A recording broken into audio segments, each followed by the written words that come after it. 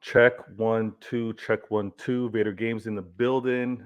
Right, let me make sure everything's crispy. It's another episode. I think my lighting's good. Let me go and make sure everything's good on. That's what I forgot. Um, comment already. Daniel in the building. Let me shout you out, my guy. Good looking out. Pep has a burner account. Let's discuss the topic. Trust me, Daniel. Thanks for being here, my guy. I'm gonna make sure that we are properly live on Twitch as well. Um, let the people get into the chat a little bit while I set this up. I should have had it done earlier. I'm doing this show a lot earlier than I normally do. I just happened to come over from enjoying True City Fan Pitch Points had a show just this morning. It was actually started at 6 a.m. my time, so I was able to tune in and catch it. Fantastic! If you missed it, make sure you go and catch that on video on demand. Go back to True City Fans channel, Pitch Points channel, and check out that video. Hit them with a comment and a like. Make sure you guys do that. All right, Twitch done. We are live over there as well. Okay, now Don Smoke in the building. Yo, hey, when Don Smoke talks or types, you listen and read. All right, do what the man says. Always appreciate it. Now I'm gonna do this. And this is gonna be a special show because I put the word out. I put the word out to the fam that I always shout out. Every show that I post, every tweet that I post with regards to the show, I make sure to shout these crew out. And I am going to be fortunate enough to have a few of them on the panel today. So I'm going to introduce them as they make themselves available. But I'm going to do this real quick. You see the topics on the screen. All right. You see the topics on the screen. Read them at your leisure. But that's what we're going to go through. You know exactly what exactly what the show's about. And then two, if you're new to the channel, simple. I just ask you to do two simple things. Interact. Let me know what you're thinking. Hit me up in the comments. You think, yo, Vader, your panel members, they're talking crazy. Let me know in the comments. Be respectful, but let me know in the comments. You're like, yo, Vader, I never thought of that. The great point. Again, shout it out. Let me know. Let's have that combo going, not only in the chat, but for the panel members we're going to be discussing. And then last but not least, to help this channel grow, subscribe if you're new. Like, comment. And if you're also returning member, you like this content, share it, man. Share it. Let's grow this. Let's grow what we talk about here because there's going to be a lot to discuss. All right, we got to do this official. We got to do it proper. With every intro, and if you don't know, I'm Vader Games, Factor Gamez for my Hispanic viewers. I'm based out of Toronto. It's 9:30 out here in the morning, Friday, obviously, but it's 9 o'clock actually. It's 9 out here. I give you a little bit of where I'm from, and you see this within this little intro vid that I do, and I'm gonna improve it. 2023, it's all about leveling up. So I'm gonna improve on this video, but let's do a proper intro, see a little bit of the city, and we'll get into it.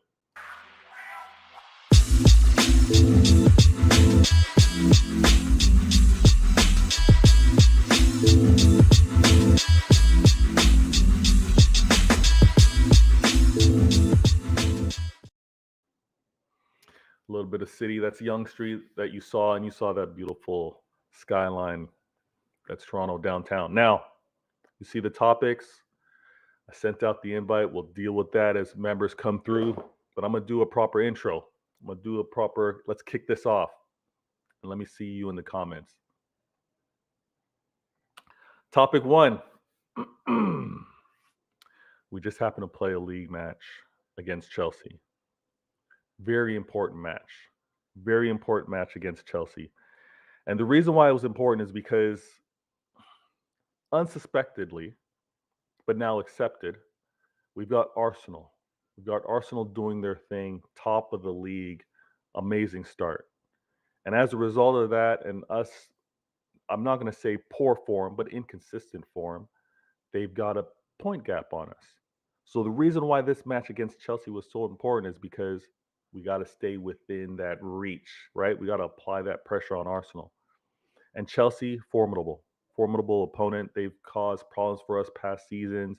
We had to battle them recently when Tuchel was there, so a little bit of a different story, but formidable. And we had to come out with a result in their home. And I respect Chelsea. I do. I respect going to the bridge. When I visit, I take my shoes off. I'm very respectful. Canadians, we take our shoes off when we enter a house. When we go to Chelsea, it was very respectful. I knew that they were going to be a tough opponent. But what did we have to do? We had to show that we can respond. We have to show that we have a squad that know the importance of staying tight within a title race, right? This is not unprecedented, but it's not been done by many. And this three-peat is key. And City want it. We want it. We want many things. All right. As I introduce two fantastic individuals, it's 2023. They made 2022 very special for me because prior to that, came across their content occasionally, but to establish a friendship, to be able to talk football on a regular basis, to be able to exchange information daily, made 2022 fantastic, and 2023 is going to be even better. I'm going to introduce true City fan, and if he's not new to this channel, and if he's new to you, thank you for being new to this channel. But True City Fan has a fantastic YouTube channel. He just did a show, so after this one, go back and check his out. The conversation was fantastic. But my guy is Patrick, and I'm gonna introduce my guy and have him join the show. Patrick, how you doing, man? How you doing, man? Welcome to Vader Games. How you doing, man? How you Hey, doing? I'm Representing, man.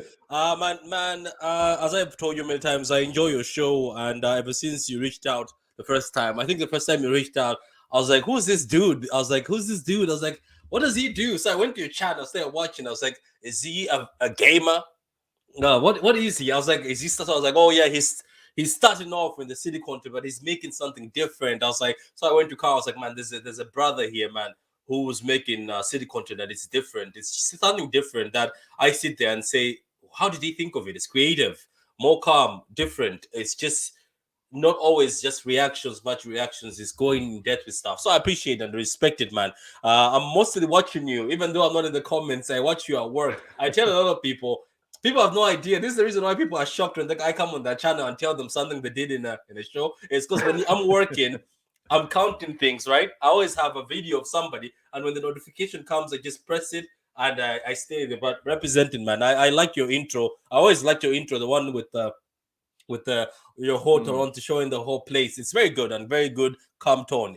It shows a respect, lot man. about yourself, man. I appreciate the invite, man. I appreciate the invite. Hey, absolutely. Whenever the timing works, and the invite's always there. I know we don't always have schedules that match. This time Yeah, zone makes things it's very crazy as difficult. well. The times are difficult. Yeah, they Yeah, are. but whenever you've been in it, and when you've commented on post shows, it's always appreciated. So thank you so much, and Yeah, thanks for you're being welcome. here, man. I enjoy individuals that challenge me and that challenge thinking. All right. And I also value someone that takes the time to go in depth with things. And pitch points, Carl Gundalorian, he's got many names. He's got a fantastic channel as well. But he goes into the details. He doesn't, I mean, he's passionate. Don't get me wrong. He's passionate, but he also comes with the numbers and the facts. And I say this often. The content that had me like, there's no way that I'm not staying close to this guy, was when he broke down FFP and had so many projections moving forward. And I value his opinion often, and I want to be challenged. I want to bounce off different ideas because it leads to better interactions, better understanding. And that's my guy, Gundalorian Pitch Points. Thanks for being on the show today. Oh, thank you for having me again, Vader. It's always a pleasure to be here, and kudos to Patrick for a great show this morning. Yes. 6:30 a.m. You're up. We had a great discussion about Champions League, but now we're here on Video Hmm. Games TV talk about more football, and I'm excited to Absolutely. be here with you guys. So thank you again. Thanks, man. Thanks, man. Carl hit us with the calm and collected voice. You could tell it's morning. He's got the vocals going right now. And you know what? This is the thing. This guy has Carl has a split personality. You saw that fire that was at the True City fan. That fire. Just watch the guy when he comes down like this. It becomes the humble cow. Now it's humble, Oh, Patrick, toned people, down, but then he goes strong. Patrick, Yeah, people Yeah. forget I'm a Gemini, right? If you know Geminis, we know that we have the twins, right? The twins, one evil, one good. It's a brilliant. constant war between the two. Nah, we love both. We love both. And ladies, don't hit me up in the comments. Carl's spoken for. Gunnar Lawrence spoken for. So relax, ladies. Next up, man,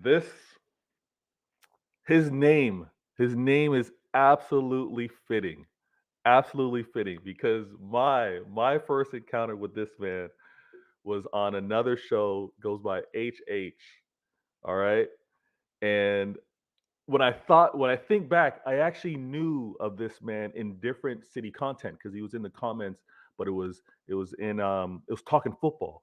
But the spark was I saw him on HH show, and this man was ruthless. This man was cutthroat with some of his takes, and I was like, "Yo, that's not really part of my personality. That's not the way I've come at football in past years, but I've embraced it because of this guy. I've toned into, I've toned into some of these paper cuts and water torture methods. He's crazy with it. My man is Don Smoke. If you don't know, follow him on Twitter and follow wherever he is with regards to his YouTube content. He is he is deserving of his name because he brings it every time. My man Don Smoke, thanks for being on the show. Shout out, Vita. I think it's my first time here. Yes, Yeah, I think it is. I think it is. let's make it memorable. Yeah. Absolutely, there's no doubt about that, man. Man, Vader, please. this is our resident software engineer. Everybody, this guy is brilliant. Shout out. Another man that comes at it, and another man that comes at it with the killer. With man, it's not even subliminals because he's direct. When he's talking about rivals, he knows exactly what he's doing. But again, he's analytical, so he's not coming. He's coming from a from a space that makes it hard to refute, hard to fight against. So I love the approach that my man has, and you see what's happening on the screen right now. Gundo unfortunately can't be on screen, but you have the silky voice, and Don Smoke looking sharp. Patrick looking clean. Let's get into it. You don't lie to me. I'm working today. So what I did is I took a shower this morning, and I've got back to cleaning the house. So if you see me in and out of the camera, I'm rough right now because I'm doing multiple stuff. I'm actually doing multiple stuff as we speak. So this is And I not the best appreciate you it. can get. But Don't Smoke looks like he got that clean shave. We might get the smoke today because during time when he's smoking people, he also starts puffing away. So you might get the smoke today. Yeah. That's for rival fans. Whenever I'm with rivals, that's when I really get to smoking. But this is I a love chill. it. It's a chill. Yeah. I Keep love on. it. Let me shout out YSK. What's up, gentlemen? He's in the mix already. How many topics did we cover? I missed the streams. Nah, we didn't cover anything. I had to do a proper intro. This is 2023. I had to make sure that these guys got a proper intro into the show. So you know exactly who they are and what they're about. And definitely, if you're new, you're watching this on a rerun, on a replay, follow these men. All right. Now let's get into it. Let me mess around with this. How do I do this again? Yeah, I'm gonna do this. So you can see the topics, all right? Viewers, you can see these topics. And the first things first, when I was on True City Fans channel early this morning, shout out to Don Smoke, Gun DeLorean, Mike was in the mix, and CJ. CJ, clever man, talked about Rico. And I was like, sometimes I feel like I'm the clever one, but then someone else says it. I was like, oh, I'm not as smart as I thought I was. But CJ was bang on, man. He talked about Rico and the Rico case. And if you don't know what a Rico case is, it's racketeering. And racketeering could one could argue Chelsea's been guilty of that, but that's for another time. Rico put a case on Chelsea FC yesterday, and I want us to shout this young brother out.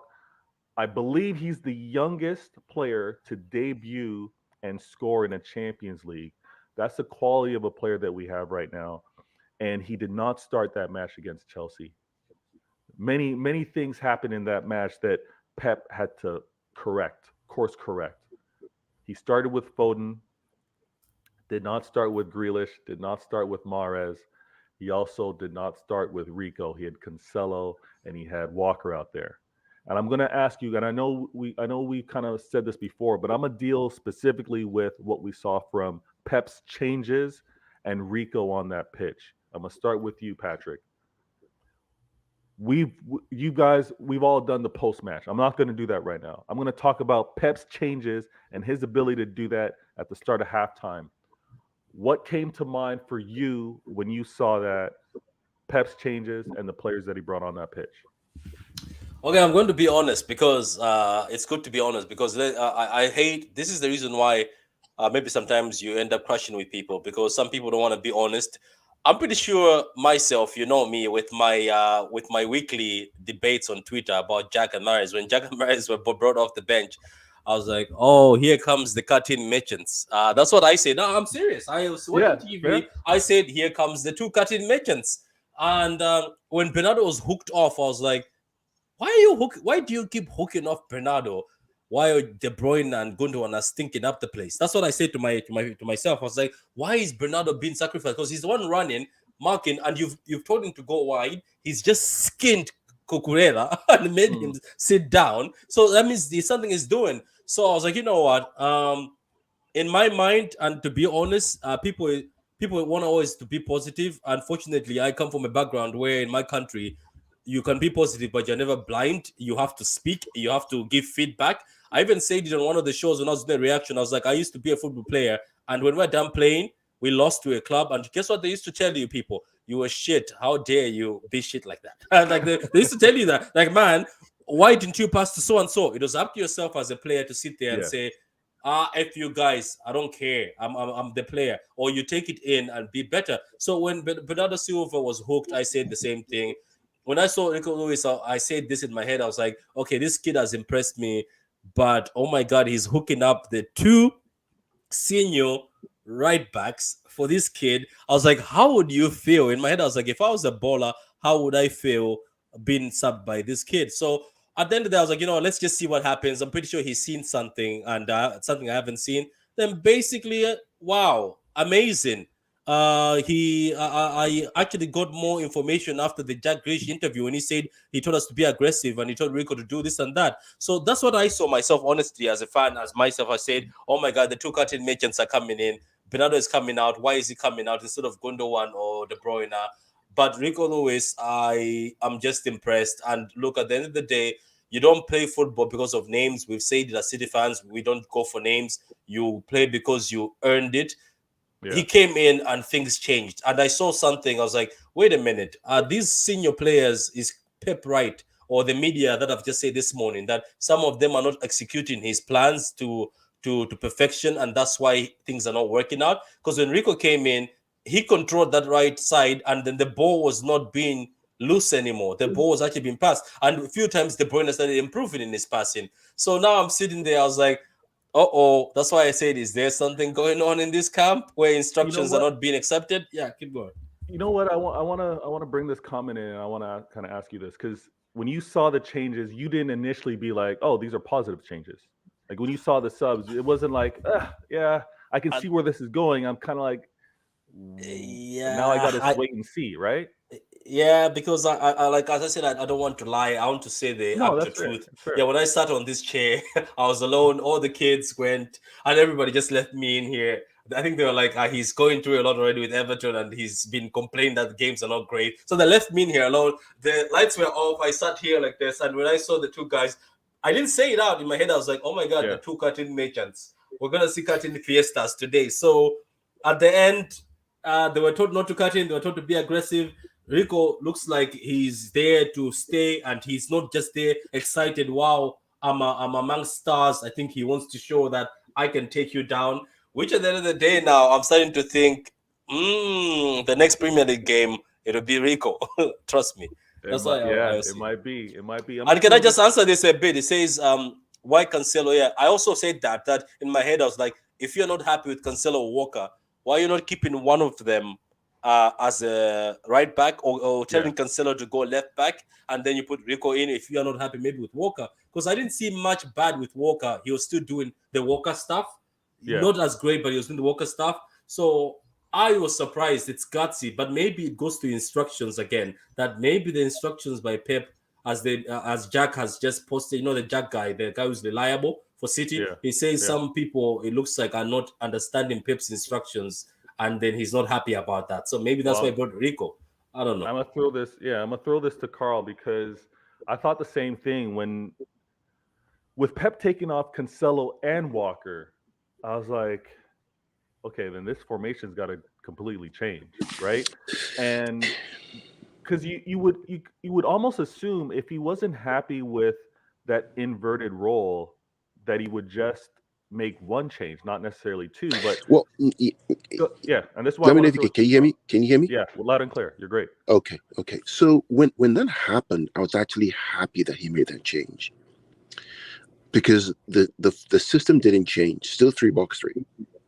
Hmm. The issue with the execution, the issue was the execution of the system, and clearly Cancelo and Walker were not executing what he wanted. So think about this: who do we bring on to execute what he wants? Two wingers stay high and wide.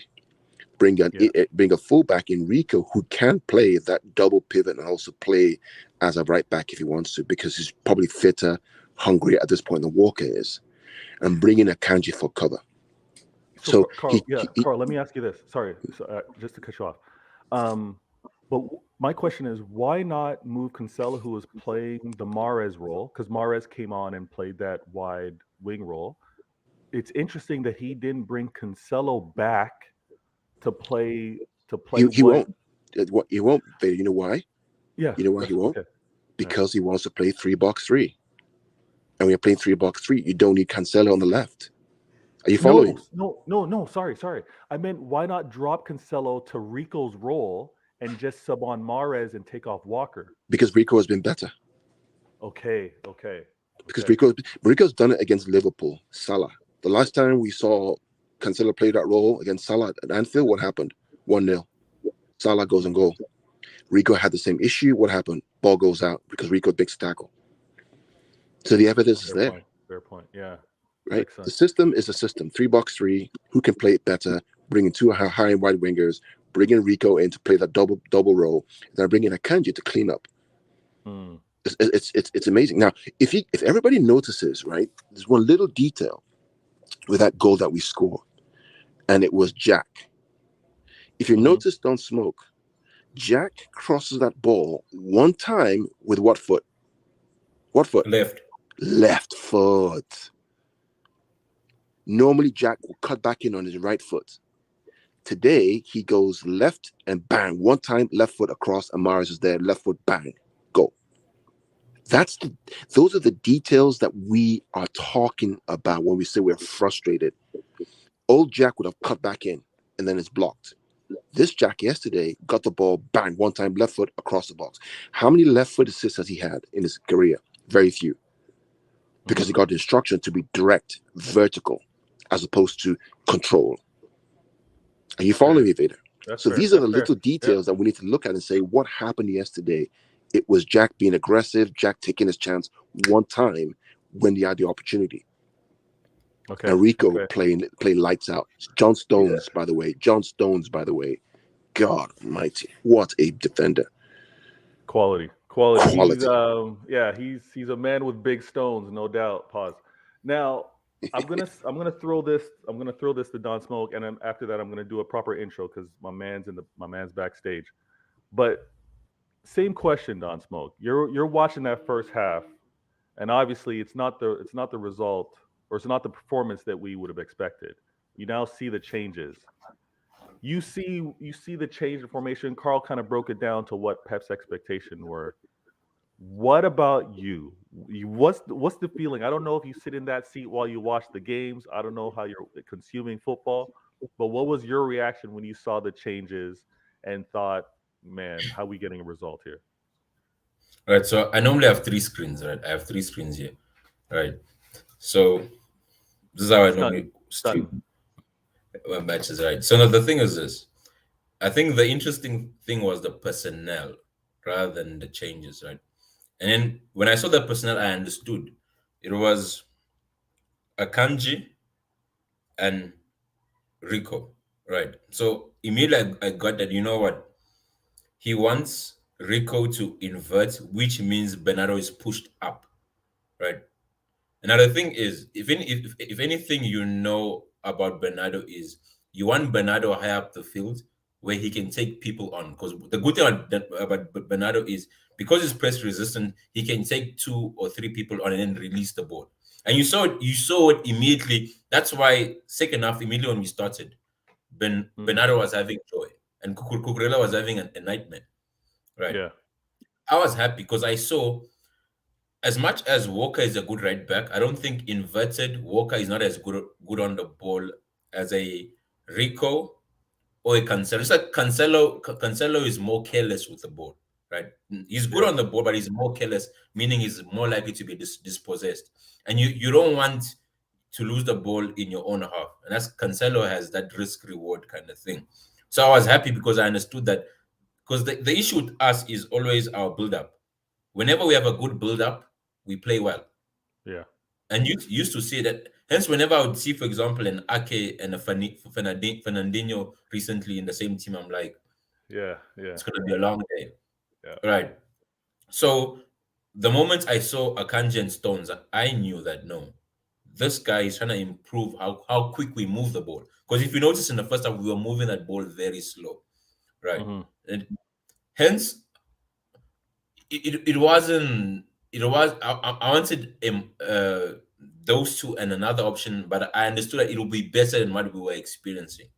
So I was like, okay, I get what Pep is trying to let us know that Walker and Cancelo may not be up to speed. It was more like a statement to the fans that I know what I'm doing. I'm not dumb. Yeah. There's more of Yeah. a message from Pep back to us.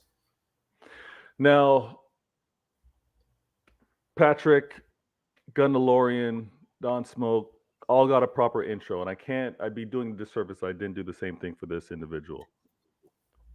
Excellent pre games, post games, gives me and gives many fans that are tuning into YouTube an opportunity to get the local vibe that isn't possible for many of us. I've had the pleasure of being on his channel many times. He's always got an open-ended invite, just like everyone else on this panel. And tune into his show, support it as best as you can. Make sure that if you're following me, you're following everyone. But this man, Martin, the Mancunian way, has some of the best content out there. And if you want that Mancunian sauce, tune into his channel. And I gotta introduce him, another member of the panel. This is the most I've had. 2023 is already skyrocketing. These are new numbers for me. So I want you guys to welcome him and follow his channel, subscribe. Martin, thanks for being on the show today. Afternoon. I'll pay you later. Hey, no payment necessary, man. No I'll payment send over the necessary. check. Don't worry, mate. No, but thanks for being on today, man. We're discussing obviously a little bit of the post match, specifically the Rico case that was put on Chelsea FC and the fantastic performance that we saw that second half from the team. I'm going to get into the Grealish and Mahrez later in the show, but just right now with regards to Rico, I want to get your take on, is this a player that continues to prove to you that he's deserving of possibly being a regular starter? He's just exceptional. Feet on the ground, Berry lad, local lad, through our academy. You got to remember about this kid. This kid has basically jumped the EDS. He'd only played a handful of EDS games. He was captain of the under-18s. He was generally in the under-18s. Played a handful of the EDS and was straight into the first team squad. Yeah, It's madness to think this kid's rise and how good he can be. I mean, I'm just over the moon. The fact is that we're going to save so much money when we don't need to replace Walker. Or, I'm just so happy we don't need to go out and splash 50, 60 million on a right back. We can park the right back stuff now, or however he wants to play him, because we've got a ready-made replacement there. And the other thing is, can I say something to Mancunian way? Martin, can I say something to you? So this means, since I think we've discussed this before, saying Pep will slowly bring you in. But I've also saying this also shows like there was because somebody told me from Barcelona saying you guys say that on your show. He's a Barcelona fan. He says you and me, you and Martin say Pep will bring you in if you slowly. But he says in Barcelona he saw Pep bring somebody in as long as you listen and train well and do what he asks. You can actually slog a senior player. So do you see this as something that is happening in this team? Yeah, 100%. I said this last night. Walker's 32, 33 nearly. His time's nearly done, sadly. I understood why he only played 45. Yeah, probably was tactics as well, but I've always Cal Walker from a cold start after what 2-3 months out of the team. He's just you can't expect a lot from him. Sadly, he was like Aguero. He needed 3 or 4 games to get back to speed again, and that's just sad. It's father time, whether we like it or not. Father time is something we can't beat, and that Walker's been a fabulous servant. Anyone, all these people years ago who said 50 million quid, you've overspent, what a waste. They're just eating humble pie. He was a bargain. That's a fact. All the spending. I mean, we're guilty of one right now, but all the spending quotes from rivals with "we didn't get the bang for our buck," we proved them wrong, and we still have some work to do with Jackie, but we proved them wrong with all of the other signings over the years. I want to throw this out to you because we had this conversation just on Pitch Points and True City Fan earlier this morning, or I guess afternoon for you guys, depending on where you are. But I still think that there's still one test needed for Rico. There's still one test that we need. As much trust as we're seeing the Pep giving him, and the fantastic role and performances that he's been putting in, but for me, there's still that. What happens when he gets put up against a very tricky, pacey, relentless winger, specifically on his side of the pitch? Say his name. Say his name. Wait, Vader. wait, Don't but- stay shy. I'm not Say saying his it. name. No, Hyun not Min saying it. Song. That's Vader, what excuse you're me. looking for. Wait. Didn't he do that against Salah? Thank you, Martin. But Salah wasn't committed on his side of the pitch. It Whoa, was Vader. But did we forget the 1 versus 1 with Salah bombing down the wing? No, I'm not forgetting it. But it wasn't Nunes. Wait, but wasn't Nunes playing on that side? He was, yeah. Don't He put did his switch, doesn't Nunes, he? don't put No, no, Nunes no, in no. that category, man. No, Nunes no, is a bum. no. Nunes is useless. Nunes is useless in the box, right? But on the wing, right, he has speed, right? So See, the thing about Spurs is not about Rico Lewis. Spurs is about our collective team. exactly. It's about us DM. collectively. It's not about Mhm. Rico versus Son. It's about are we ready to just bury these people once and for all at home? Just bury them. Don't even give them a chance, not a sniff. They've only won one game against us at home in 6 times. Yeah, I've not said the record's not. This record of Spurs is our bogey team. It's bullshit. It's a myth. It's a myth. Go It's a back myth. and look. Honestly, go back and look at all the results because they've not actually beaten us. How far year back in, you year going? How far back you going? Because with Let's it being think a about bogey team, when was the just last need- time in the last 5 years that Spurs have won at Etihad? Once, last year. Year before 3-1. Year before was it 2-2 or something? Even in the If you look at the, sorry, go on, Carl. even in the UCL, we beat them 4-3 just when they were away goals. Mhm. So it's a myth. Now, Beat them in a cup final. Fair. yeah, Laporte yeah. goal. You know what I want to see though? You know what I want to see, and this reminds me of, I guess, 2 seasons ago, when we didn't have when we didn't have the wins that we expected or wanted against Chelsea, right? They kind of mucked the waters. What did Pep do the very next season? And the reason why I remember this so clearly is because it happened on September 25th, which was my birthday. Yeah, Pep we set the record dealt. straight. He did. He was like, "Nah, this ain't happening this year." Slap, dealt with the case. Chelsea since then have not been an issue in terms of who our bogey team, right? I want to see the same thing this year. I want to see the course correction. I want to see the fix with how we deal with Tottenham this year.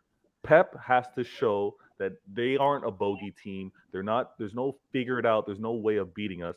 That's what I want to see us against No, them but when we talk about system. You see I the have, data. don't smoke. I have the list. Like, bear with me for a minute. I have the list. So in the Premier League, right? I'm gonna start off. Unfortunately, it's showing me from 2020. Okay, let's just start from 2020. I'm not going back, way back. Do at home, 2020. Patrick. At the Yeah, Etihad. no. I just want to do both, Carl. I'm putting both because we're gonna play them twice. Spurs away. 2020 February 2-0. Spurs away again on the 2020 25th of November 2-0. Spurs. Then at the Etihad 3-0 to City. That's 2021 February. Then Spurs away 1-0 to Spurs. Then at the Etihad, that's the recent one, 3-2. But if you also go back, yes, at home we draw or beat them. They also beat us 4-0 in the first season against Pep. All I'm saying is they're not particularly our bogey team, but they have our number when they want to. But the only thing that pisses me off is this, Carl. Ever since that new stadium of theirs was built, we've never won anything Yeah, against but Spurs. that's like, I mean, 2 years ago. That's 2 years. Yeah. I mean, Yeah, What, but what I was, you get what I was you, gonna you say get where is, I'm coming from. yeah, what I was yeah, saying yeah, is, yeah, right, yeah. it's a matter of tactics in the sense that our midfield has let us down in transition because Kane just sits on Rodri, and he normally had two wingers running down the channel. So he will take the ball, turn and make a pass. That's how Yeah. that. So now the thing is this: the inverted winger Enrico solves a situation in the sense that Yes, Rodri will be alone, right? Because yes, you must understand that Rodri out of possession is not quick. So if you turn Rodri, he won't recover, and they Yeah. understood this. Hence, I'm saying is that thing of whereby I don't see certain things really happening if we play well. yeah, Fair. yeah. Fair. And just to Don Smoke, to your point, this is why I play the 3-box-3 with my kids, because I know that at the U12 level, most of the ball comes through the middle. So if I can have that 4 midfield in the middle to dominate that part of the field, then I can always win the ball back and transition quickly to go score a goal. So think about Kane playing that deep role. If we have a box of 4, Rodri, Rico, De Bruyne, Gundogan, or Bernardo, you outnumber Spurs in the middle of the park. They can't get the ball to Kane. They can't get the ball to Son. They have to go from back to front to Son. Then you have Walker and Akanji there to cover. So it's no surprise that Pep is putting this thing in play because it helps solve this issue of transition in the middle of the park. Yeah. And I had to put this comment on screen because, and it's not exclusive to my channel, but we have some of the smartest fans out there. Daniel's one of them. Man does his research. He's not just watching games. He's actually Yep. going and studying. Yep. And him pointing out exactly what Pep looks and wants to do. We've seen that. We've seen that clearly. There's no more the bombing of the fullbacks going and overlapping. It happens on occasion, very rarely, but definitely Pep has a system where he wants that control within that midfield. Yep. Now, all excellent points, and I got to do this clean. It's 2023. Let's do it right before we move on to the next topic. Vader game. Now, this might be a tough Nice conversation. transition. Yo, respect Don Smoke. Respect, my guy. I reached out. I wasn't able to get some of my Liverpool friends to actually chime in with this, and maybe it'll happen on another occasion. But I need to stress this: Arsenal fans have been moving, and I get it. They've been hungry. They've been starving. They haven't been with 5-star meals for a while now. So maybe they don't know how to act when they're finally in an excellent restaurant and having proper etiquette and waiting for the meal to be brought to them and to do things properly. They're moving like savages and they're eating with their hands. This league, this Veta, title race, calm down, Veta. Veta, they'll come after you. You're throwing so many jabs. Keep going, though. Keep going. I shout out to Don Smoke. I've realized the wordplay, the lyrics on how to get at the opponents. But Arsenal have been talking wild. They've been talking crazy with this title race, and they're seeing, even with regards to the point gap being 7 points at a time, or even 8 points, to being like this league's almost kind of written. Like they're destined to do their thing. And the reason why I want to have this topic today, and I want to kind of bring this up, is how quick do fans forget? Right? And I get it. It's a reactionary time. It's an Instagram time. It's Twitter. Things are quick. But how quick are fans to forget? And I want to stress, Arsenal fans, you better go and talk to Liverpool fans. Mm-hmm. Go and talk to them and know what this battle is all about. Mm. You don't want to hear it from us. I get it. Mm. You don't want to hear it from us. But go and talk to them. And I'm gonna throw this to you, Martin, real quick. Martin, you've seen even for what we had to do, the first one under Mancini, it was on that final day. It was in those final minutes. Can you remind?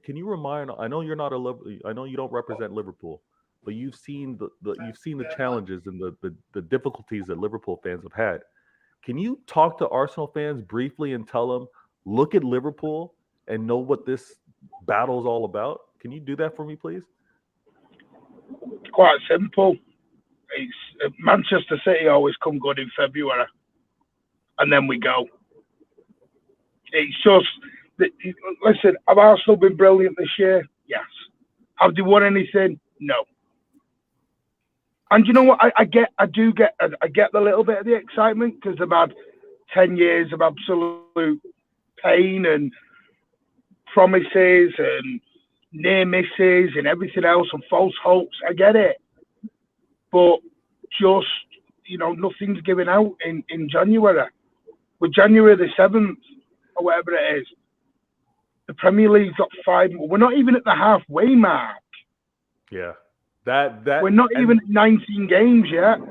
This World Cup has kind of messed things up a little bit, right? Because normally this winter break does bring us to a more judging portion of the season to be like, okay, here's what's happening. But Carl, you're going to say something. Well, just to Martin's point, why do you think Liverpool are struggling right now in 7th position? It's the accumulation of those 1-point misses, 98 points to 97 points, 92 points to 93 points. Think about this. Liverpool had to get 99 points to win the league. 99 points to win one Premier League title. 99. Not 90, not 95. 99 points. 98 was not, so in 97 was not enough for them to win the Premier League. And Arsenal are they were 7 points ahead, and they were celebrating as if there's this guy, Arsenal fan called Mo. I don't know where he's from. I don't know where he's from, but when I see him talk about, it's ours to win, it's written in the stars, we're not going to lose it from here. I'm like, brother, what are you talking about, man? Who makes these statements?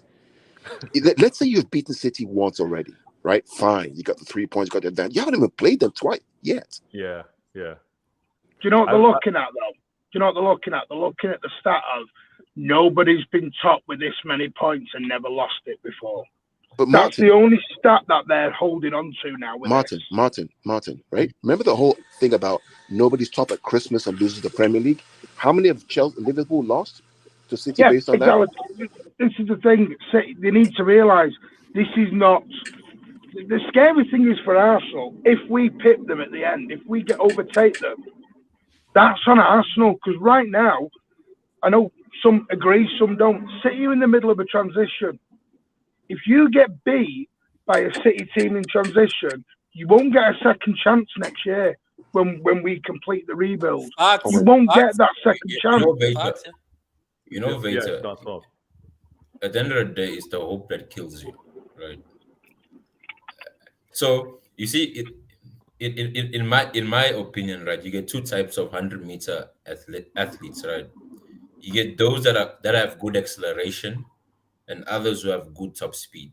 Like for example, Usain Bolt, he doesn't have the best acceleration, but he has the best top speed. So when you start first 50 meters, you'll probably be ahead of him, but he's laughing.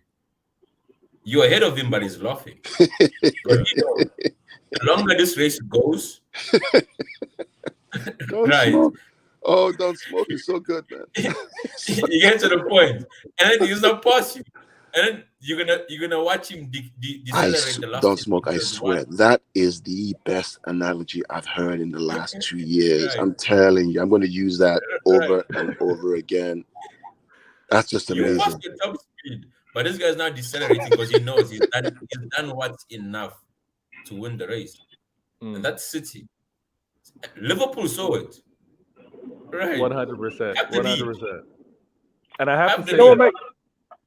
lead. mate? I have to say this real quick, and I've said this before. The more I do this show, the more of the because obviously this is Vader Games. This is my persona on socials, but there's Vader Games off of this, and Don Smoke's analogy hits home so much more because my past life was in athletics, was in track and field. So I love that analogy. And not only is Gundalorian going to be using that, but I'm gonna have to steal that too. But I'm gonna shout you out every time I do. Um, Can I say one thing on this, Veta? yeah, yeah.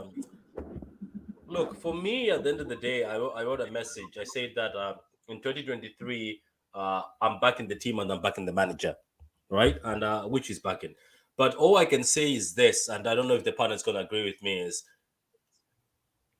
I have a feeling of two things. Number one, I have a feeling that um, Carl might be right, or HH even said it. Remember, HH said it as a joke, don't smoke, that Pep is using the Premier League as practice for the Champions League.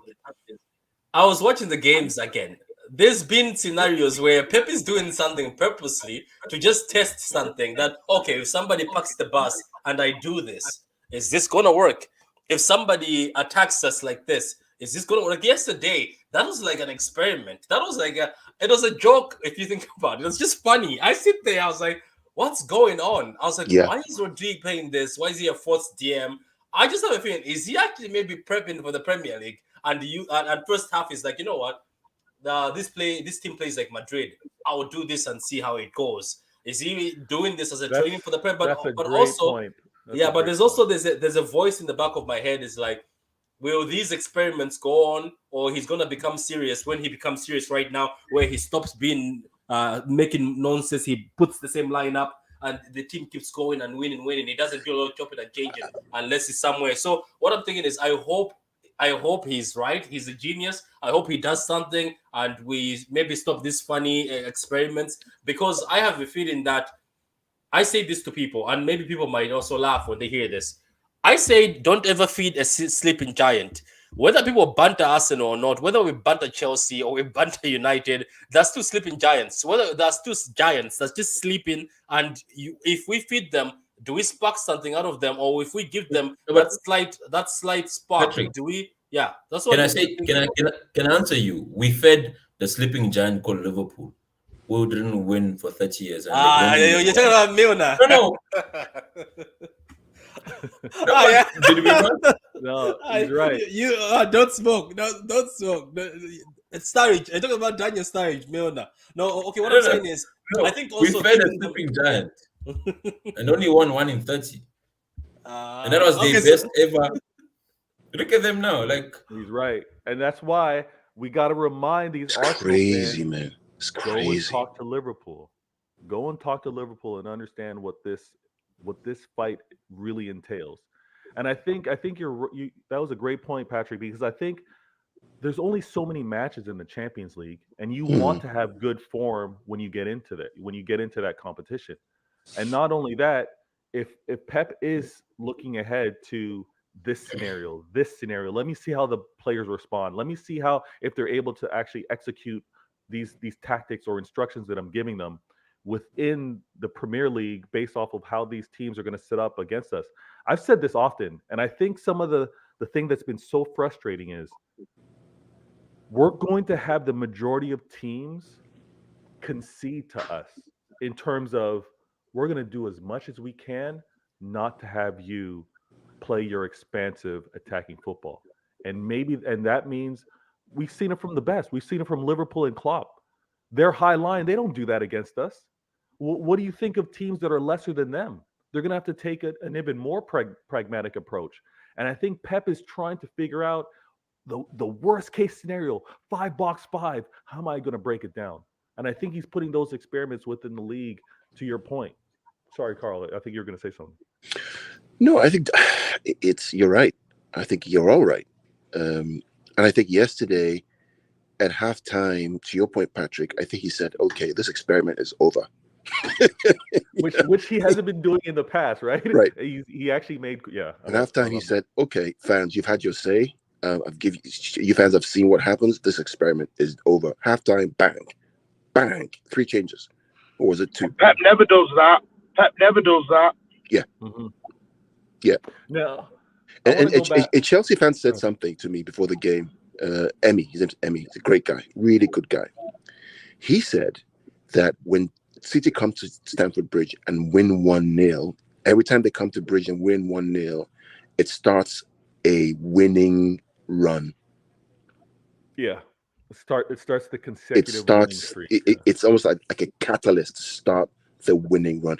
And after the game yesterday, if you notice how the players were behaving to the fans, something kicked in yesterday at Stamford Bridge. Yeah. Every time we go there and we win, it starts something. There's almost a cascading effect, and boys get serious and say, "Okay, boys, no time for foolishness now. Let's hunt Arsenal down." I want to touch on this point that was brought up earlier because it leads into, and it's another way to kind of do the whole transition into segments. Vader game.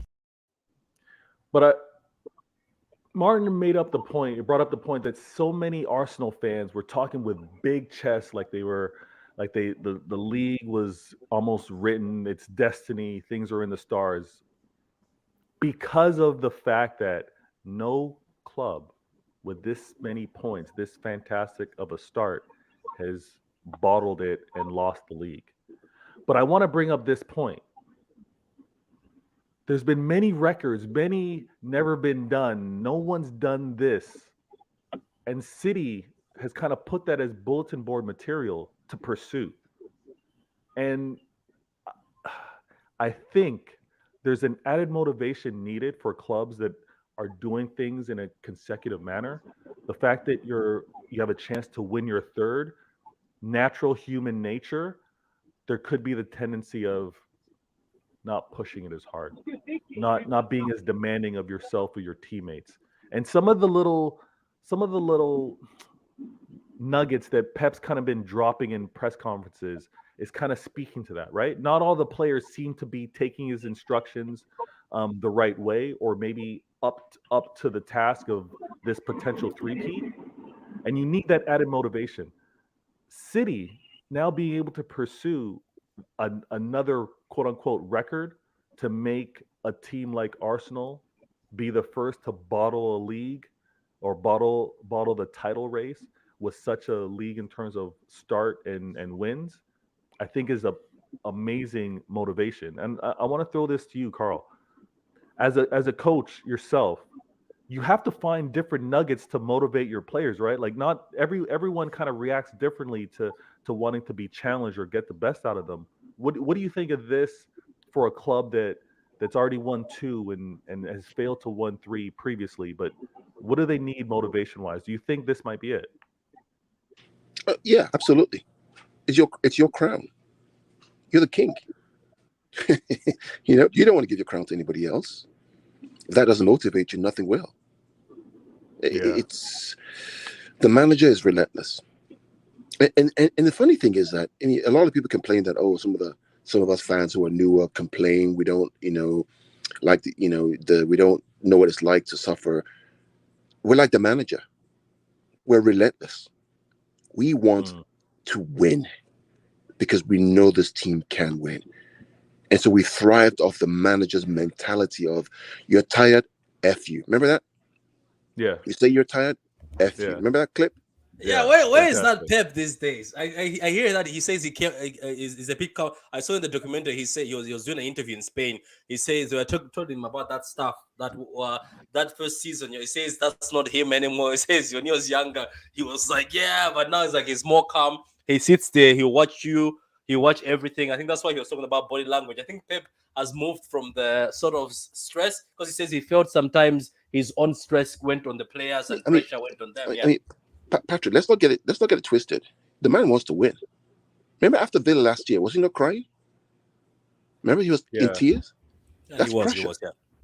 Yeah. That's pressure. If you So go to the Fulham game, what did he do? oh yeah, exactly. Yeah, Exactly. If that's a man who doesn't, you got to remember that the greatest manager probably on earth, a lot of people think, Sir Alex Ferguson, is the only guy to do a three-peat. Pep Guardiola wants to be in on that. He wants to be in that conversation. He already is, but he wants to say, no, it isn't just Ferguson. I've done a three-peat. I remember when they said, "Oh, City can't do back-to-back because we flopped after the season when we won it under Mancini, and then we couldn't retain it under Pellegrini, and then it was, oh, City haven't got the mental capacity to retain it. Good teams retain it; they don't just win it; they retain it. Then it was they can't win. Then you can't win other trophies with it. Then we did the Formidables. Then we did the Centurions before it. Pep, it's just the guy is relentless. The guy's relentless. This league has never ever been over. It's never ever been over. Yeah. Not in Pep's eyes. I think you need constant motivation, constant challenges. You need new challenges. And sometimes if you're not able to, sometimes managers will bring in new players because new players that haven't had that success, Well, Vader, if I may, Vader, I mean, just Yeah, from a personal perspective. So Yeah. last season, my 3 teams won everything, right? Mhm. So my U14s are the teams that I really focus on because they're the ones who are like the cream of the crop, right? They're my special kids, right? Okay. And I've been thinking about when the off season, now we're about to start again in another 2 weeks. How do I motivate these kids to go again, right? Without, and I have to change the way we play. So now my watchword for the season is what I call verticality. Is how do we, yes, we've been possession based in 3-box-3, but now I want us to be vertical, right? How do we transition the ball quickly from defense to midfield to offense in 5 seconds? What do we need to do? It's a challenge for the players. It's a challenge for me. And it's a motivation we need to stay in a game and win again. The manager always has to find something to improve, to drive, to enable, to encourage, to challenge his or her players. Gundo, funny enough, when you mentioned verticality, if I remember last night, Rico actually gave us verticality. He did. There's many little short passes. And I think this is why Pep prefers Rico as an inverted fullback over Walker, in the sense that there's many number of times I saw Rico take the ball from Rodri or from the centre backs and give it to De Bruyne. So, and if you notice, for a long time we've been missing that link between defense, midfield to the third half, right? Yeah. And this was something which Xavi was very good at, right? Yeah. Xavi always knew how to find Iniesta or Messi, right? Yeah. He always knew he could take the ball from Busquets or an Alves or a PK, and then go through whatever defensive line and get the ball across. Yeah. Right. Yeah. Regarding the City love to, I think Pep is bored. Right. To be honest with you, right. Wait. Bored. Bored, yes, right. Pep will never go an invisible season. I can tell you that now. He'll never. Because there's so much madness in him that if everything goes his way, it's more like, okay, what can I do next? Or how can I improve this? And that will come at a price or cost of having a result not going your way. And Pep is, so when Patrick says Pep is preparing for the Champions League, I believe him. Because trust me, if we played our best lineup from the beginning of the season, by now we would have passed Arsenal. Because there's so many games that if we kept it simple, we would have won. Yeah. But Pep is more like, I think he's going to last season. It's like, okay, how could I have controlled that game up against Madrid better? Because we were actually in the lead until the 88th minute. Exactly. So that's what I'm saying. Like, Pep in his mind, he knows if I believe Arsenal are now leaving us by too much of a gap, we will be serious and we'll close it down. Hence, you saw those changes end of first half. He was like, you know what, 3 points is needed. Let's get the 3 points, and then next game I'll have my little period of madness again. Yeah, yeah.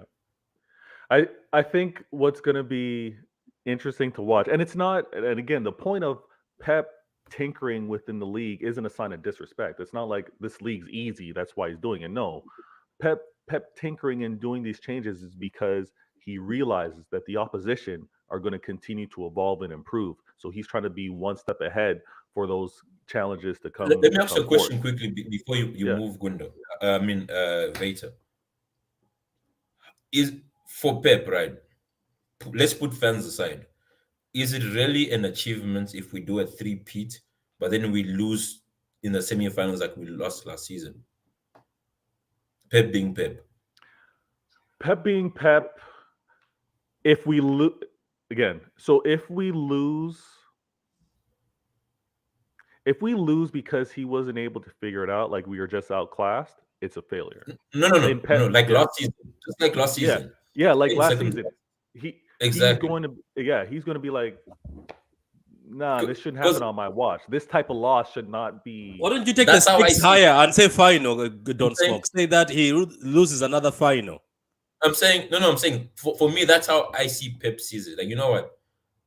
Whilst Arsenal haven't ran with it, Mhm. let's try to, like in training, you have you create your game in-game scenarios. Like, okay, this team has a red card and then it's 4 against 5 or whatnot. I feel like that's what Pep is doing at the moment. He's like, okay, we have Walker, we have Cancelo. That means we have one player or one and a half. Right? Let's see if we can Just beat the breaking other news, Vader. team. Breaking news, Yeah, Vader. Rodri is not injured. He's fit. he's fit. Yeah, I think it, Mm. it was a cramp that kind of had him sidelined, and he's been putting in so many minutes. And the other thing, I think he's also looking for character. Which players can I trust? And that's one of the reasons why I think Grealish and Mahrez have been playing a lot, because he Yeah, feels as if these are the players who've shown the most character, or they've stepped up in most of these situations. Even though I've been doing a madness, they've been consistent in their character. I mean, okay. for me, with the whole Grealish and Morris thing, and I know that's the next topic we're going to talk about. Might as well just start that, Vader. Um, okay, Play a It, transition, it's bro. gonna Play a it's gonna transition. Lorian show. Let me switch things No, up. no, One no. second. Play a transition. Play a transition, bro. yeah, go ahead, Vader. Just do your Vader, transition. Vader game. Here we go. If I may, All right. Yes. Carry on. you see, what I enjoyed about what Jack did yesterday was that he was brave. He was direct. He didn't cut back in. He didn't do this. He got a foul when we needed to cool the game off when Chelsea were trying to win the game in the last 5 or so minutes. Right. The goal Mhm. the assist that he gives, I mentioned this. I watched the game again. That cross was because he used his left foot to cross the ball all the way across the goal to Mahrez, and Mahrez scores the goal one touch. Mhm. Normally, what Jack does is he squares the ball back on his right foot, and then the gap closes. The gap closes. And I guarantee you, Kepa didn't get that ball because Kepa was expecting Jack to do that. Come back on his right and square it. So when Jack plays it on his left, Kepa was in no man's land. He didn't know what to do. In fact, even Jack Yeah. said that he expected Yeah. the keeper to stop that ball. But Kepa wasn't expecting Jack to do that on his left foot. Mhm. So all Oh, we're I didn't. Yeah. asking is that, Many of dude, us didn't just keep expect that. showing that level of consistency every game. The way you played against United, Jack, that's what we want to see every game. Unafraid, direct, fearless. Show us what you've got. We will see. I will celebrate you till the cows come home if I see that every week. I don't hate you. I have nothing against you. I just know that with you playing at that level, we can win everything. That's it. Mm. There's nothing Mm. else. And Patrick, they don't smoke, Martin. That's for me. That's it. Yeah. There. Now, this was an important topic. And I had to address it because I got the privilege of being in several Twitter group chats. I also have the privilege to be in several WhatsApp group chats. And sometimes I gotta plug my phone in because the messages are so rapid it's draining the battery on my phone. I've muted the But groups. you muted them. So the convos back and forth with regards to Grealish and Mahrez deserving in terms of the criticism of them and expecting and demanding more. We can't ignore the performance that we saw yesterday because again, those two players got us that win. There's no denying it. I mean, obviously, Pep as the manager making the changes, putting those players on the pitch, started it. But those players and what they performed and how they delivered, because there was also other opportunities that didn't result in a goal, but they were attacking. They put in a good performance. And there's a reason why I have to say Jack and Grealish had to shut the critics up at least for one game. Before they were subbed on, though, Foden left-footed on that left wing. Okay, and I'm going to focus on him primarily. I think it would be unfair to really kill Cancelo because, again, yeah, he's got the wing play skill set, but that's not his position. It's not natural for him, right? But I'm going to focus on Foden. In my opinion, I'm going to throw this to you. I'm going to throw this to you, Martin, and then we'll go through the panel. But I saw Foden do what Grealish has been doing and getting killed for yesterday. That first half, Foden was pretty much repeating Jack's get the ball, feel that pressure on his back um, from Aspi, and then recycling the ball. Now, Martin, when we see that, should Grealish have been killed as much as he's been killed in past games? No. And then this is my whole point on it. I know why it happens because Grealish was 100 million and Foden's come out of the academy. So there is some of that home bias that goes on. I understand that and I get that. Listen, there's nobody loves Phil Foden more than me. I think the guy is an amazing footballer. And I've even questioned why he's not been playing. But the trouble is, you look at Phil Foden the way he started the season. He wasn't putting the balls in. I remember Newcastle, and I can't remember the home game where he could have squared it and to Haaland, and he just didn't do it. And everyone was having kittens like, Foden, what's going on? And then he came back, and then he started performing, i.e. in the derby. But the thing is you asked for. I was seeing it at the Everton game. Grealish was getting pelters by some of the fans in the stands. And I'm like, there was, like I said, there's a woman behind me who was screaming and screaming. And my son just turned to me and went, Foden's just done the exact same thing, Dad. But why are they not having to go at Foden? I just think at the moment, sadly, it is the price tag with Jack. If Jack could have come in at 50 million, I don't think there'd have been as much hate. And I don't it's not hate by everyone. I think it's going over the top. Sometimes it's going over the top.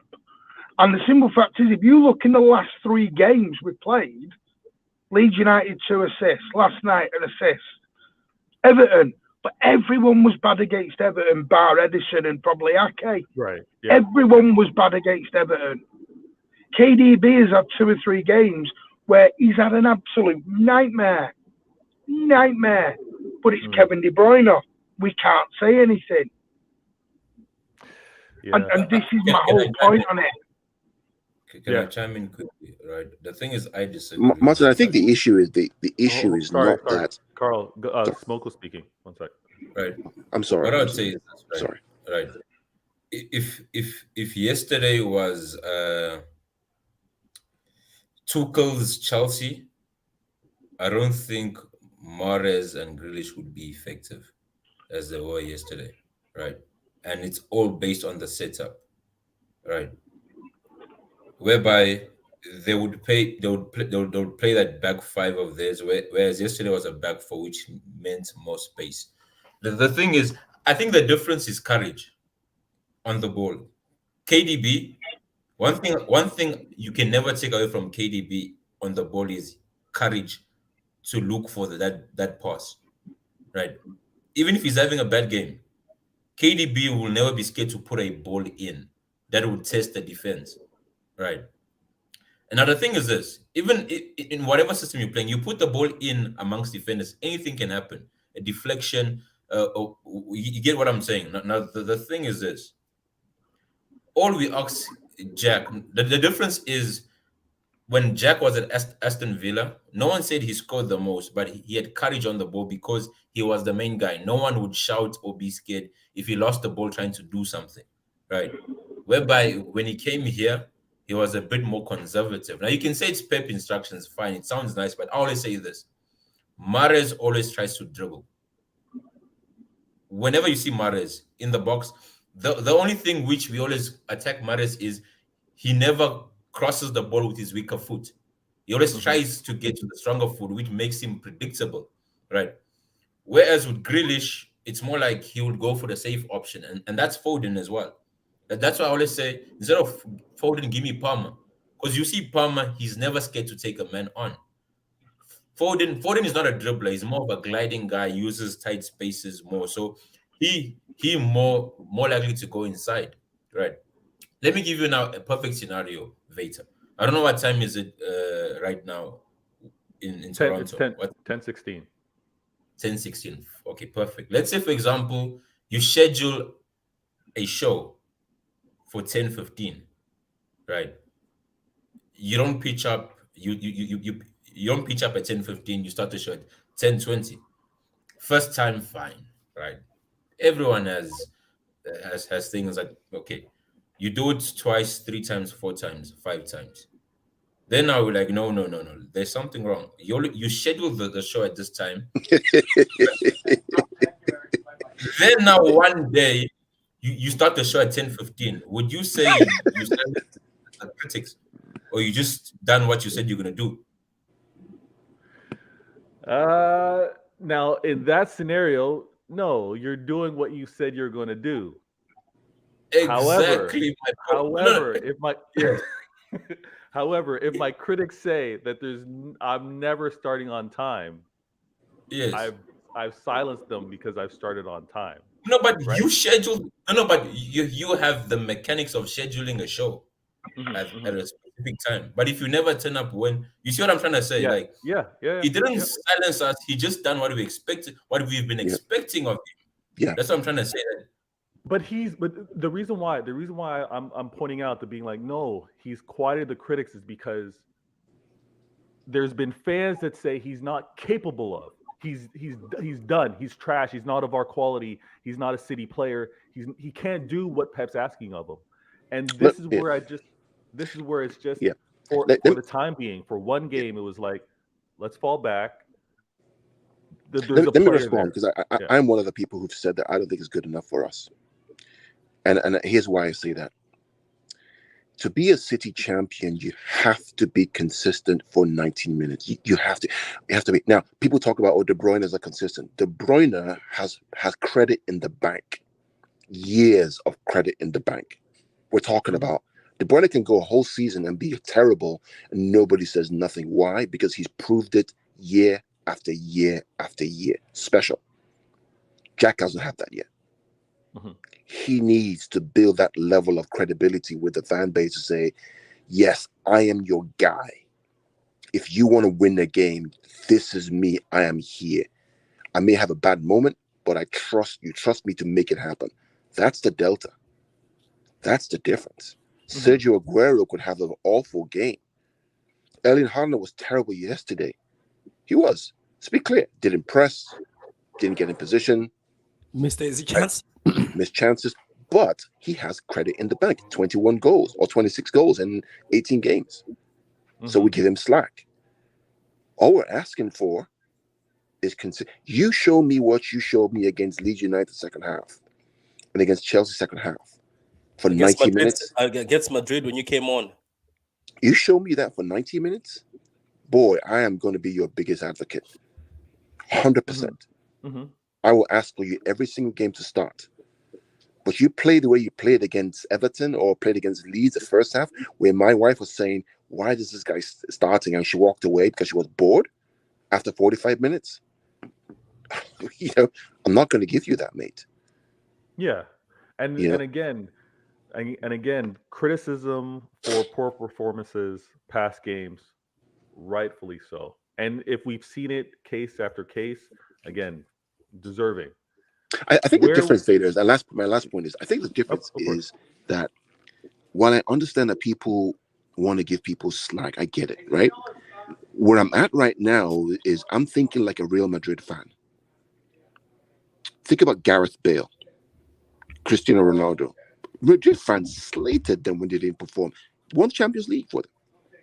The levels of expectation that we expect from our team, especially in the Premier League, is so high that we almost demand it. And that's not a bad thing.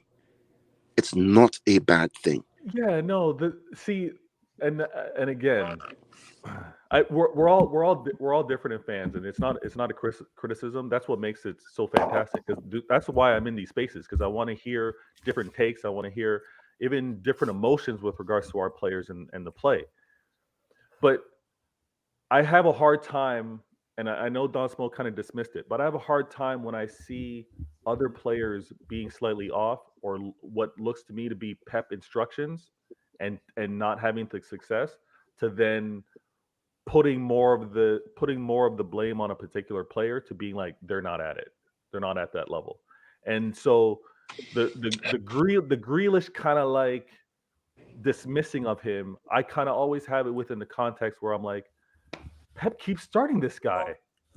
He must be doing something in training. Pep keeps But starting this guy. but Foden Vita, yeah, go ahead. Vita, right? Yeah, The thing is, there's hope in the sense that as much as a coach would pick you, right? There's a sense of hope that you would perform to an expectation or belief of what he's seeing of you in training, right? Mm. For example, now the thing is this: you have a low block, right? Because my issues with Jack and Mahrez is not when we're playing an open game against a back four that will open up. It's always against a low block, okay, right? If you look at almost all the games Jack has struggled against a low block, right? So that's why even when you say shut up critics, that when they even say, I'm like, okay, it's against, and it's like against Leeds. Leads will open up. So there's yeah, spaces. yeah, And yeah, I've seen enough to show me that even at Villa, he had space. So he thrived. Now the thing is, the City test is like always against a low block. If you're a winger, you're a striker, you're a midfield. Even that's why I even have Jude criticism. It's not of him as a midfielder, it's against a low block. fair Because point. week Yeah, in, week out, majority of the time, we're always facing a low block.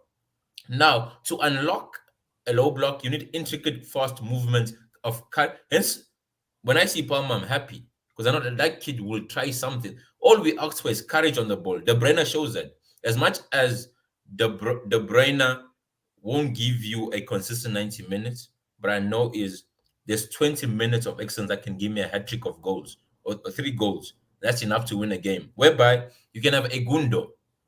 He will dictate the tempo of the game to nothing, right? Where you yeah, draw dictating the tempo of the game, right?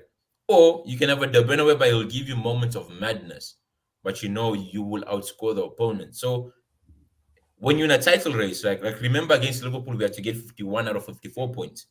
hmm That is consistency above.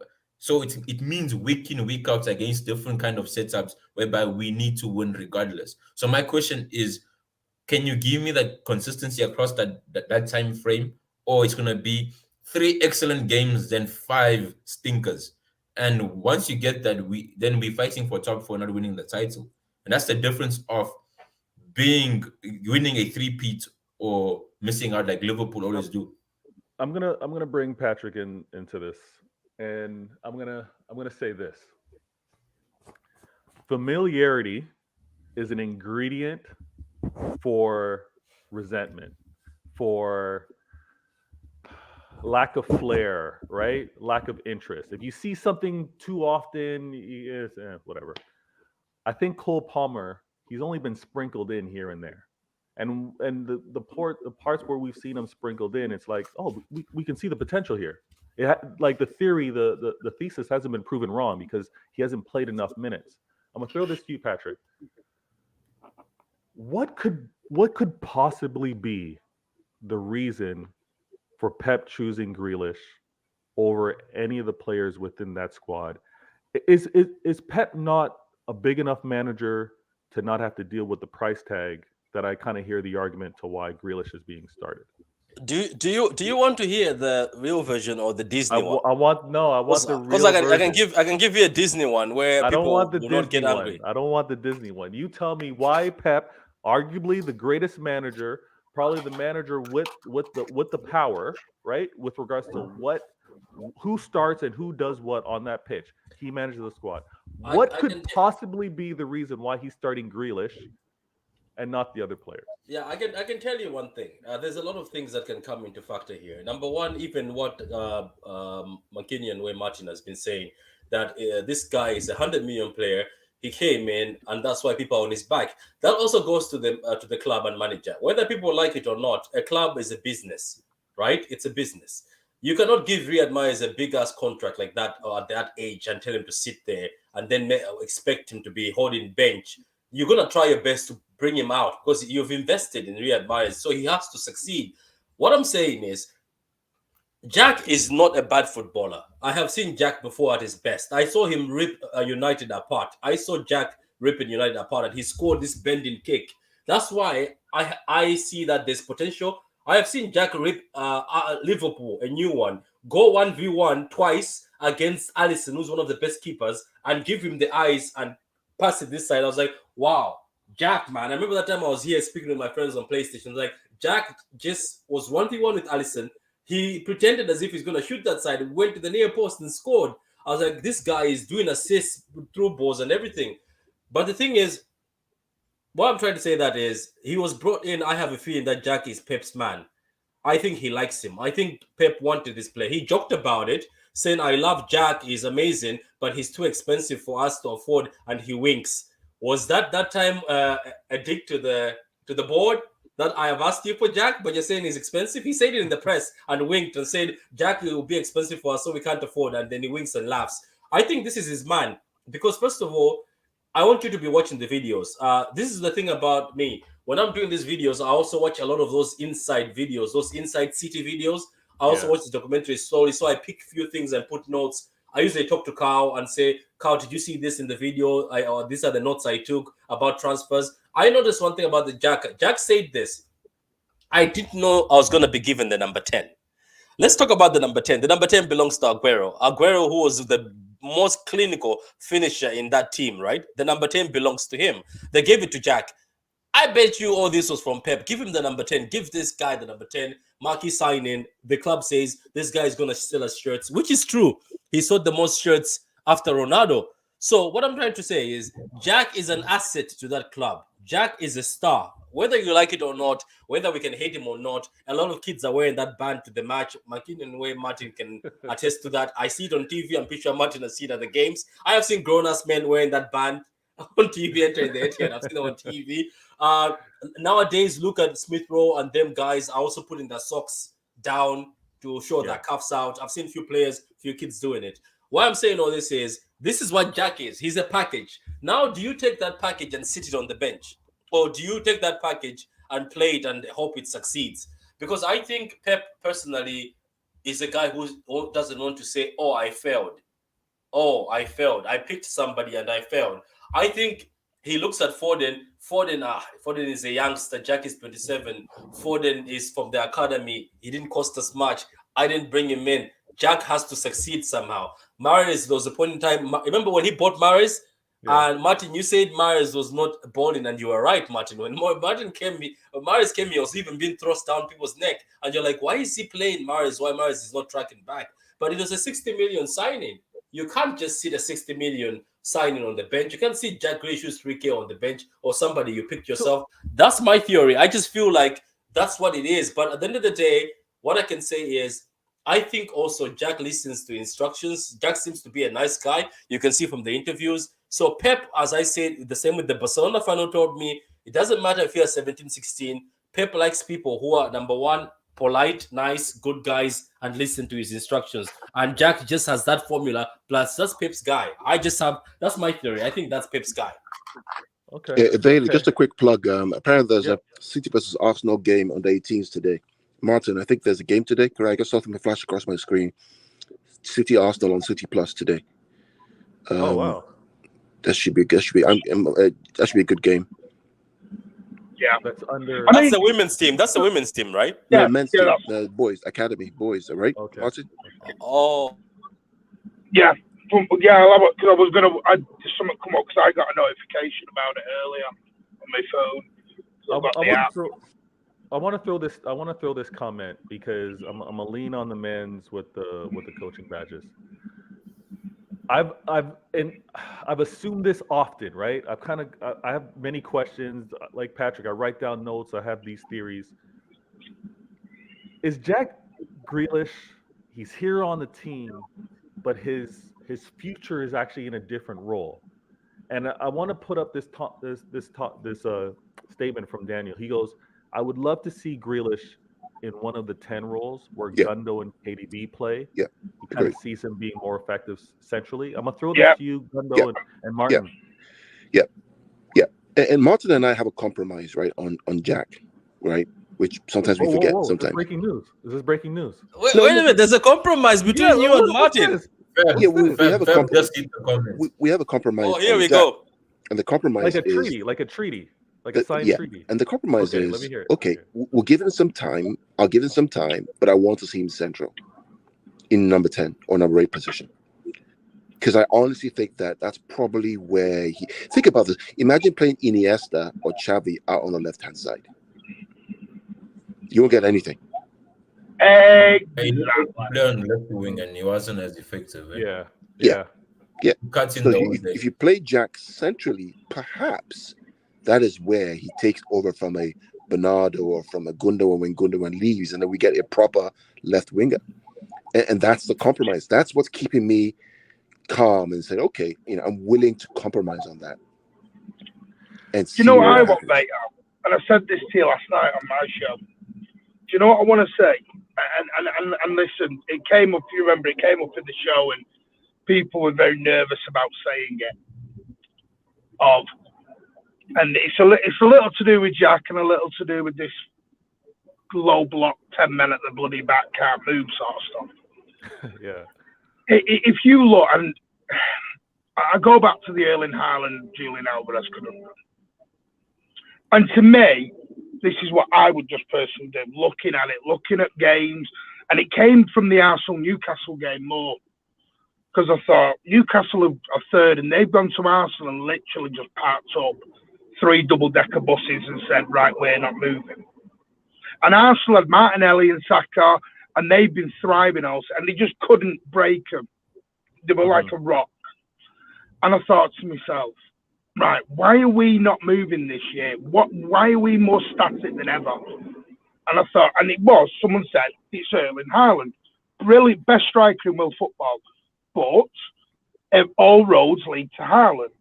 Now, for me, the Julian Alvarez, I wouldn't play Alvarez on either wing. What I would do is, against a 10-man low block, I'd play Alvarez and not Haaland. Because for me, if you play Alvarez, you've got more freedom. Alvarez can go left, can go right, can go central. You can move Jack around, Phil around, whoever. You go back to that sort of false nine. I agree. When you are playing United, breaking news, Chelsea, then play Haaland, because they're not going to 10-man low block. Breaking news. Oh, wait. Breaking news. I 100% agree with Martin on this. Martin, you've just wow. gone top level, top notch on tactics. It's an uncomfortable conversation, but it's a true conversation. And again, guys out there, this is why we see when you see all the stuff that happened on Twitter back and forth. That's all just BS. We have discussions like this, uncomfortable conversations, because we're looking for solutions. Yeah. As a collective. What I've got, and again, this is privy to information because not all of you are in the group chat that are watching right now. But look at Dumb Smoke. Dumb Smoke is smiling. It's like this treaty. Where did this treaty come from? but what's amazing is Waiter's playing UN right now. I am. I have to. United Nations In Switzerland. Right in Switzerland. But what I love is we all have our different ways of speaking and articulating and getting our points across. And I remember a friend, and not to, it's not a direct correlation, but I had a friend that no matter what he said, he had to use curse words in his vocabulary. Like it could be the calmest. You guys, it's just a discussion, but every other word is like a curse word. Uh, to a point, you don't take offense. You're just like, that's how he speaks. So the passion that sometimes gets across between you two, I'm like, it is what it is. But the points of what's being exchanged is what's important. And I don't. Again, it's not a. Even what happens on Twitter, it's not. It's not so much the back and forth, but it's like the root cause of what you guys are trying to get to, and that's what I love, the discussion. You know, Um, to add to Martin, can I just yeah, to add of to course. Martin, right? Alvarez was the perfect Gabriel Jesus replacement in the sense that Yes. Jesus gave us all of that. The only thing he didn't have was the finishing, Yes. right? Great point. Whereby with Alvarez, because with Jesus we were perfect, we just couldn't score Hmm. all the time, right? But we had that fluid system whereby he'd move out, move left, move right, and Alvarez gives you all of that. Yes, I think it's a matter of time because I believe that Pep is basically trying to figure out the formula for the different challenges that come up Yeah. ahead. Yeah. Because I think what's worse for a kid's confidence is sticking him in one game and then putting him out for 3 games, Yeah. whereby it's easy to have a conversation with him like, you know what, I figured this out. These are the type of opponents you're gonna play against, and these are the other type of these, and Haaland plays against these opponents. So, Hmm. from Martin's point, yes, right. Y- Now, I was I've been struggling with this one because many have been bringing up the speaking point or talking point, narrative, propaganda, whatever, about Holland making us a predictable team. And I I take Carl's practice in terms of I go back and watch matches. I kind of go back and watch movement. And I think it's the same thing where there's still more that needs to be added to the squad with regards to Holland being familiar with us and us being familiar with him. When I say us, I mean like the midfielders and those that kind of create because he draws so much attention. You watch that game against Chelsea, it was Silva and Koulibaly glued to him. They were making sure that they were in arm's length of him all the time. I think there's advantages that we haven't exploited yet because of the attention that he's garnering from defenses like that. Whether he's going to be pulling players out that can now fill the gap. So we've talked about even like the false nine role. I'm not talking about that, but Holland with the attention that he has can he can Vesa, I think no, yeah, no, go you ahead. brought up a good point, and this is where a Sterling would have been useful. Because if that happens and you have a winger who runs, who makes You those mentioned runs, the S word. You mentioned Yeah. the S word. right? No, no, no. I'm checking out the profile, not the player. I'm checking out the profile, Profile of player. whereby Yeah, yeah, because the issue is a Grealish and a Mahrez are not gonna run in behind, and that's where an Alvarez could do. Because let's be honest, who else would run behind? Look at our forward line. yeah. Besides Yep. Haaland, who else would run? Because the thing is this: when Haaland pulls away two, it means there's space for one of Yes. ours to go, and he'd be free. And that's the goal whereby Grealish assists Haaland, right? Hmm. There's you need someone who's gonna make that run, and with You know the problem on that. Sorry, go on. yes, The problem with that is it's like Kevin De Bruyne this year. Kevin De Bruyne has basically been.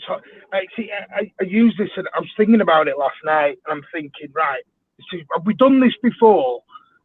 And we did it many years ago. In the 90s, we had a player called Gio Kinkladze. Superstar of a player. Absolute superstar of a player. And there was a player called Steve Lomas in our midfield.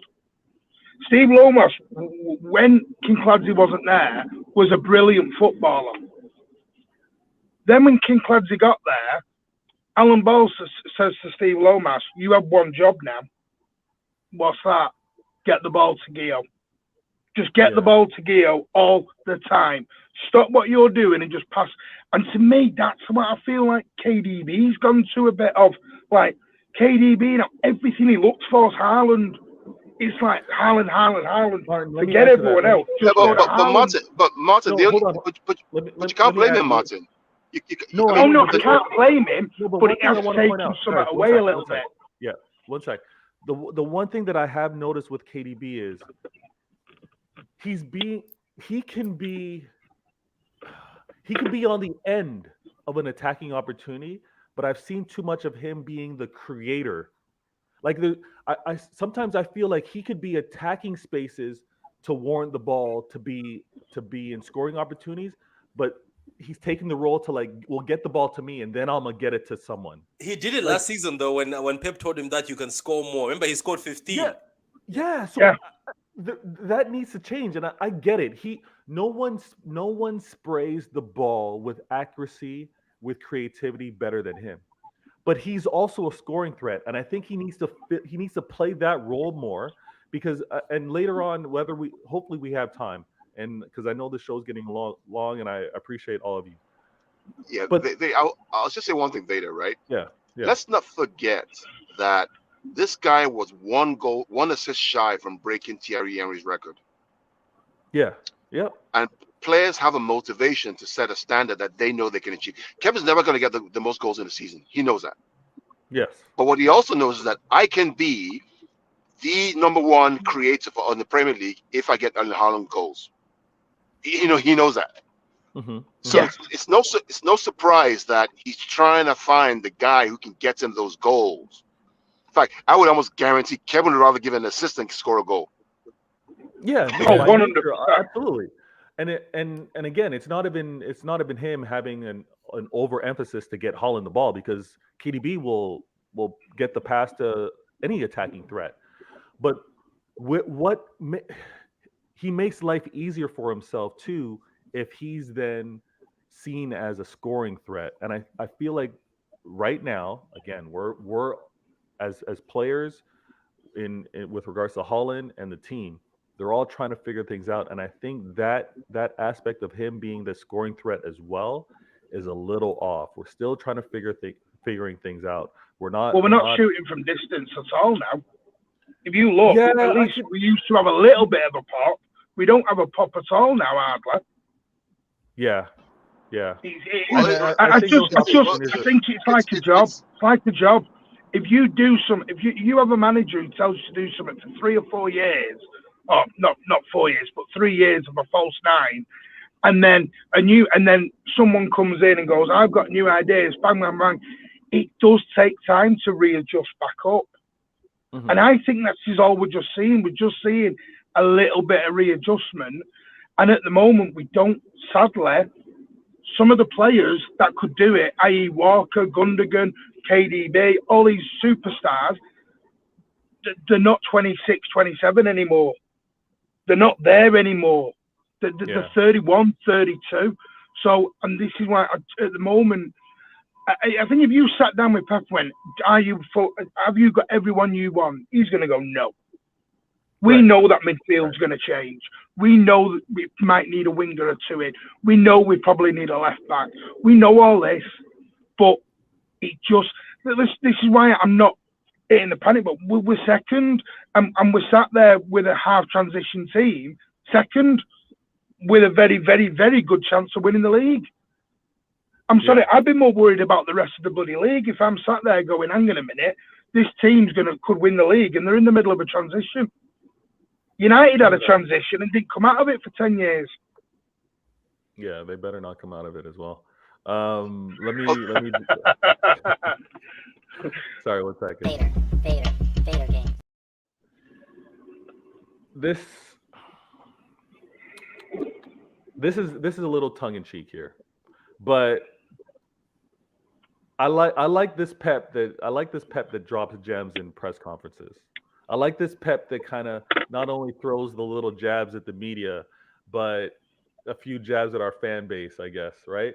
Because over the years, we know not only are clubs keeping track of interactions and mentions and trends, but it's got to get back to the manager in some degree. And I think Pep, as well as other players, in the NBA over here in North America, we know for a fact a star-studded player in Kevin Durant, he's got multiple burner accounts. He hears what fans and rivals are saying about him. He's in the Twitter streets. I think Pep's reaction this past game, shows that the chirps, the criticisms, the comments, he's hearing them. He's Vader. hearing them. He's in the spaces, Carl. Vader, let me Yeah. just explain something to you guys, right? Yeah. Now, for those who are Christians who follow the Christian faith, what I'm about to say will resonate with you. Okay? For those who believe in Christianity, who believe in Jesus Christ, he went to his disciples and said, "Who do men say that I am?" Now, to many Christians, right? Christ was God, right? The Son of God, right? The one who knew everything, who died for the world, right? According to Christians, here's a guy who knows everything. He says, "Who do men say that I am?" I.e., what are people saying about me outside? Yeah.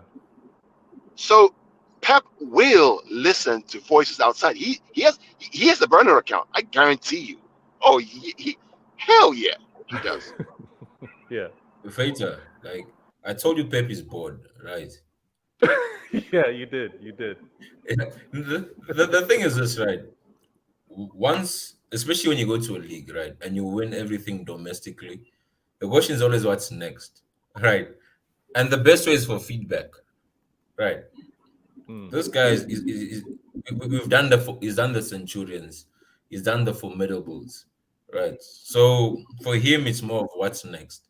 So at times, right, and I believe, right, to be as paranoid as Pep is, you need to be self-aware, right? Yeah. So it's Yeah. for you to be an overthinker, it means that you are self-aware. You can't be an overthinker if you're not self-aware because you're always questioning things. Okay, Yeah. what are people saying? What are man, right? Like this guy, you probably have had an argument with Pep and you didn't even know you're having an argument with Pep. Right. Right. And this is All what I'm right, gonna ask and Patrick. I'm gonna. and whereby he's like, no, Cancelo shouldn't play, and you're like, Cancelo should play, and he's like, no, he shouldn't play, and then and then you go see the lineup, but Cancelo's not playing. He's like, yeah, I told that guy, he just didn't listen. Right, so Yeah, I'm gonna throw this to Patrick. Patrick, knowing that Pep has a burner, knowing that he's probably in one of those. Wait, do you wanna throw it? Do you wanna throw it to you wanna throw it to Martin because he says he has to go in about 10. Yeah. Then you Yeah. can throw Yeah. it to me. Then you can ask me. Okay. Martin, are you here? I think he's Yeah, gone. I'm here now. Okay. Yeah, ask Martin. No, then you can man. ask me. I'm here. Can you hear me? Yeah, we Yeah, hear you you. said you're about to leave in 10, isn't it? Yeah. Go, Martin? mate. Sorry. Okay. Yeah. I'll- So ask. Can you hear me? Martin, please, Yeah, I hear you. I'll throw Yeah, we this to can you, hear Martin. you. We hear you loud and clear.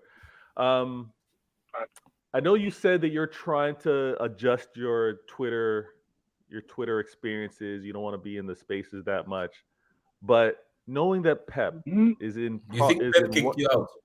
Kicked out of spaces? no. No, I've just got enough for Twitter. Yeah. What if it's Pep?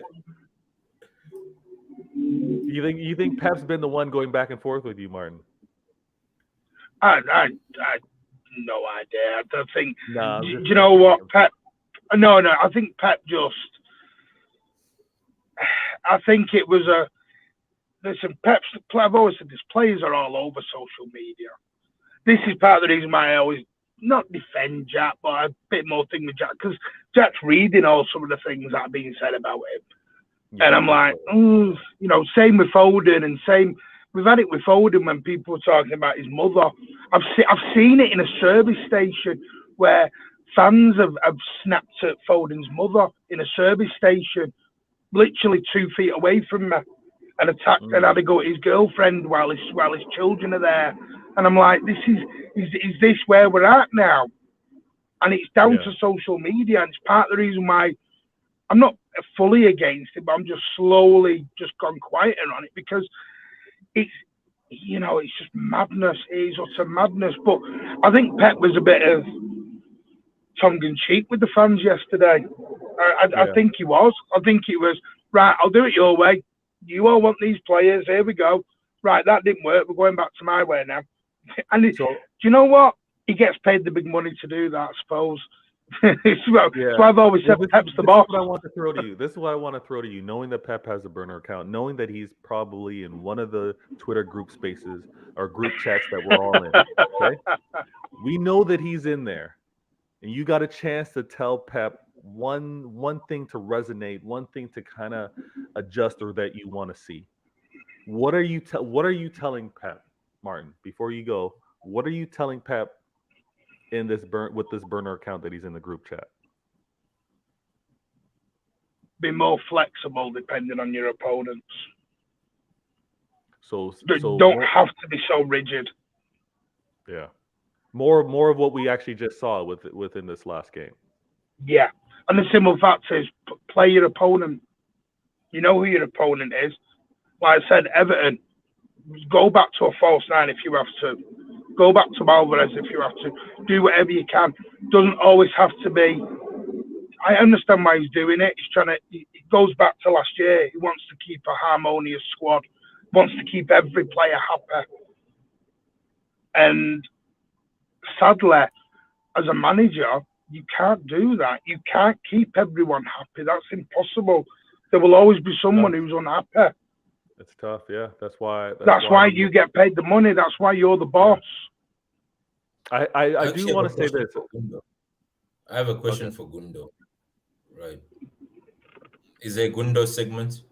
I'm here. I have a question. Let's hear it.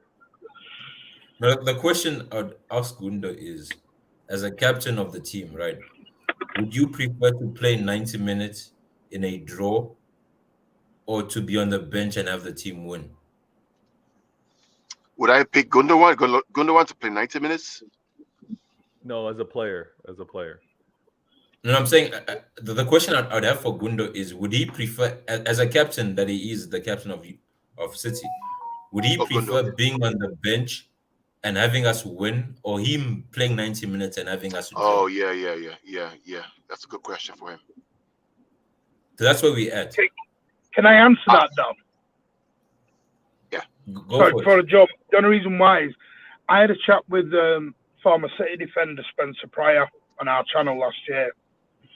And Spencer Pryor used to play centre-back.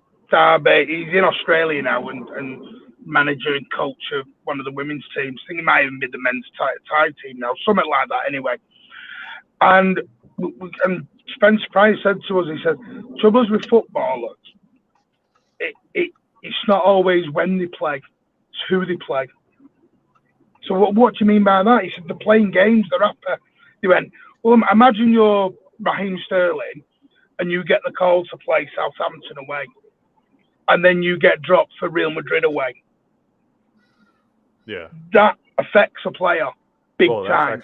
Just because he's played against Southampton, you can't appease him with a Southampton 90 minutes to get, because every player wants to play the bit. It's like the derby coming up. If you play against Chelsea and Southampton in the next two games, you kind of know you might not, you know, are you playing because I'm not in the reckoning for the derby? They all want the derby game. It's the derby game they want. That's the game they want to be picked for. So some players will be saying, don't pick me for Southampton midweek, boss. I'll sit on the bench for that one because that means I get a chance for the derby. Yeah, but Martin, my thing is as a captain, because then now we need to know where your priorities lie, right? Are your priorities above the team's priority? That's the difference between a captain and a regular player, right? Because you need to look at the bigger picture for the team, right? Am I now costing the team because of my personal feelings or expectations? I think for Gundogan, if it's a Champions League final and he's on the bench, but he gets the chance to lift it at the end of the game, I think he stays on the bench. Because he's been to played two finals. Actually, yeah, two finals. Dortmund one final, City another final. Right? Didn't win it. Oh, I think he might be driving. They win it, right? Gets to lift it. I think he stays on the bench. Sorry, Gundo. I think you're in Terminator settings. Terminator 1 settings. Yeah. I think I just think take I him off and send him a yeah. message. No, Beta, and the reason why I'm asking is because certain starting lineups I see, I feel as if Pep is pressured to play Gundo, right? Out of just keeping squad harmony. And I'm like, Well, is it going to be at the cost of us not dropping points? Gundogan is actually known as Pep's second son over there. He does love a bit of Gundo. I don't know why.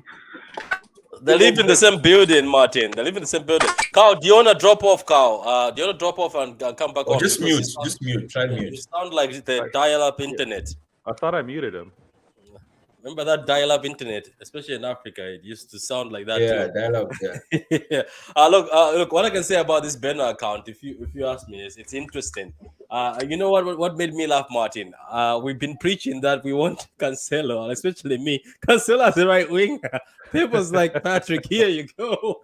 I was shocked. Yeah. That one I Here you go, Pat. suspected. He's crap. I'm See telling ya. you, Martin, that one I suspected. I was like, is this guy looking at a video? Because it was just recently we were preaching about Cancelo taking the number 7. Even Don Smoke said number 7, Yep. he can play as a winger. But do you know what's smart and funny about Pep, Martin? He gave us what we wanted, but he put it in a different setting. He put it in a weird setting. It's as if he's like, you know what? I don't even want to give you the natural formation. I'm just gonna throw your players in there and they let them squabble. But obviously he had his own tactics. But I don't know. But I like that he came out of the press and still said, "Oh, Kyle Walker is not 100% yet fit," and it's like Cancelo. I would like to see him. He said, "I would like to see him later on as a winger because I know he has the ability." But I feel sorry for him that I had to throw him in a game like this, in a situation like that. So he sort of apologized to players and said, "Rodri, I feel sorry for him for what I did." So I don't know. He was serious. He wasn't joking in that one. He was saying, "I feel sorry for certain players for throwing them in different situations." But what's funny is I bet he's got that burner account because how the hell did you know that we are crying for number 7 Cancelo as a winger? How the hell did you know that we want Foden? And he throws Foden in there. There is your Foden and there's so and so. So maybe he does have a burner account, or maybe he's got a spy who tells him everything. Maybe his children are on Twitter. His kids are on Twitter looking at all these things. Don't and going, forget. "Daddy, But Patrick, I've seen remember, this." he himself said, "Hey," when they asked him at Sky, "Why did you make those changes?" He said, "Because of my fans. My fans want it." He said it. Listen, you've got to realise is that when we do these channels and we do these spaces and everything else, it does all go back to players. There's a guy who's one of the biggest. Look at Stephen McInerney. He's one of the biggest City YouTubers out there, and he works for the club. Yeah. Yeah. So, of course, all these things are going to get back. Of course, they will. You hear about United. United players know who Matt Goldbridge is. That's just the state of play where we're at. They all know who he is. But this is why things get out, because they do talk. Everyone does talk, and people do hear things, and people do speak to certain people. And you know what? That's just where we're at. We all wanted to be part of this game, getting into YouTube. We all wanted to be closer to the club, and in a way, we are kind of closer to the club. So, and maybe it's a good thing that Pep's listening to fans, but Pep will turn around and go, "Still my way. I've done your little experiment. Right back. See ya."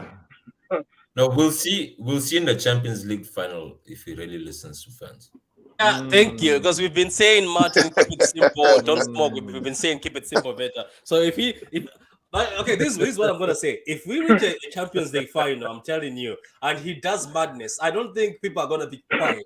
I think people are going to lose it because if he does madness, I swear. And you know what makes me laugh about Pep? It's the fact that water bottle. I swear to God, that water bottle. When I see that water bottle, Martin, I know we're in trouble. When I just see him take the water bottle and start drinking the water, I look at everybody in the room. I was like, City's in trouble. Like, why? The bottles are out. You know what? You know what's crazy? I do the same thing now. I do the same. I don't know. You know when you see someone yawn, you like. I think it's just the way the brain Psychologically, wires. Yeah, psychologically, you yawn. When he grabs a bottle of water, I go and get my glass and I try to calm down. Like it's just happening that way. It's crazy. let's run through these and fantastic combo again. Let me No, it's stress bait, though. and I'm going to shoot. Thank you for Yeah, having me, mate. before Appreciate you go, that. I And want to say everyone this. else. Absolutely. Before you go, Cheers, Martin, Martin. please check out the man CUNY Way. Subscribe to the channel. Check out his last video and check out his upcoming videos. Show that support. We're all city. We're all blue here, and we're going to be doing future shows together. So please continue to show that support. Thanks for being on the show, Martin. Yeah, see you, Yeah. Martin. Cheers, lads. And give these guys a lot of support and go and subscribe to their channels. Absolutely amazing. Take care, fellas. Thanks, man. Cheers, man. Vader, Vader, Vader Games. Okay. I don't want to. I'm saying this because they've been reluctant to say it. Some have. Some of the bigger United accounts have, but we know what they want to say. We know it's unavoidable. Listen, you're quote unquote the big club, right? How are you? How are you not in? How are you not this at this level of standings? And let me put that on screen. Let me try and do that. Let me. How do I do this again? Um, there we go. Let me put this also on screen so it's clear. Man United, you guys are in a title race.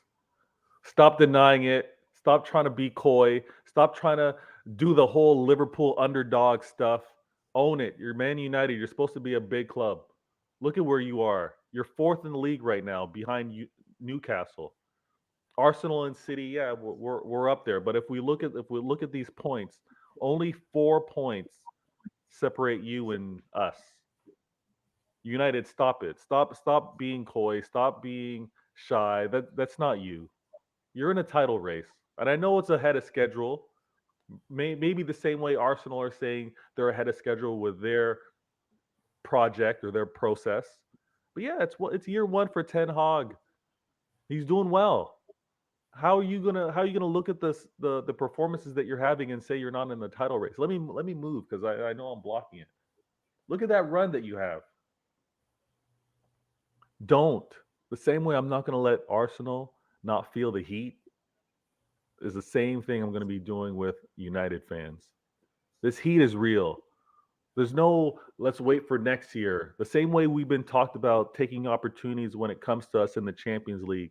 Same thing happens from a league standpoint. Don Smoke, when you see your 4 points off second place, when you see that you have a run of games and you've had results against an Arsenal who are top of the league, should United fans, should the club be saying they're not in the title race? Does that sound right to you? They're 4 points and 10 years off the title race. Waiter. Right. 4 points in 10 years.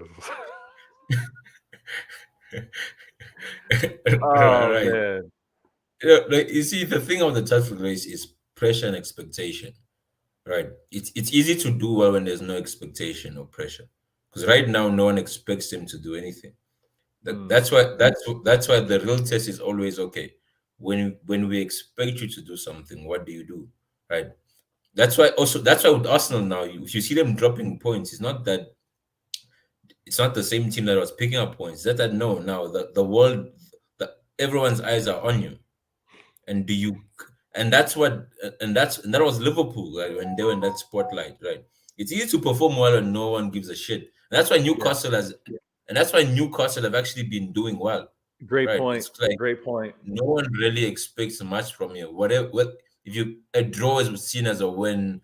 Like if Newcastle was in a title race, that draw against Arsenal could have been seen as dropped points and not points gained, right? And that's the difference. Whereby if we draw, regardless of who it is, it's dropped points because we always in a title race, right? And then it's that thing whereby when everyone else starts focusing on United, because then that's what even Arsenal teams are now playing a low block against them. Yeah. It's not more like this is that you Arteta's like no, it's like okay, could be the title contenders. Let them break us down, and then now you're struggling, right? So right now, most teams are trying to even I think it was it Bournemouth or Forest who they came from beating like 3-0. Mm-hmm. Those guys are trying to go toe to toe with them because they don't really because they expect like a dysfunctional United. But now once that run kicks in, like, oh Yeah. wait, these guys could be onto something. Let them break us down, and that was the issue with Oli. People were like, oh, we can't break a low block. We're gonna play good on the counter. Right. We've seen them in these positions with Oli. Like this is nothing new. Only Record Ralph couldn't do this, right? But They, Oli was here. if I may ask, indulge you for, could you show me the last 4 games United have played and who they played against and what position they're on the table? Can you show us who they've played? Could you just reel those names off? And where are they in the Premier League table?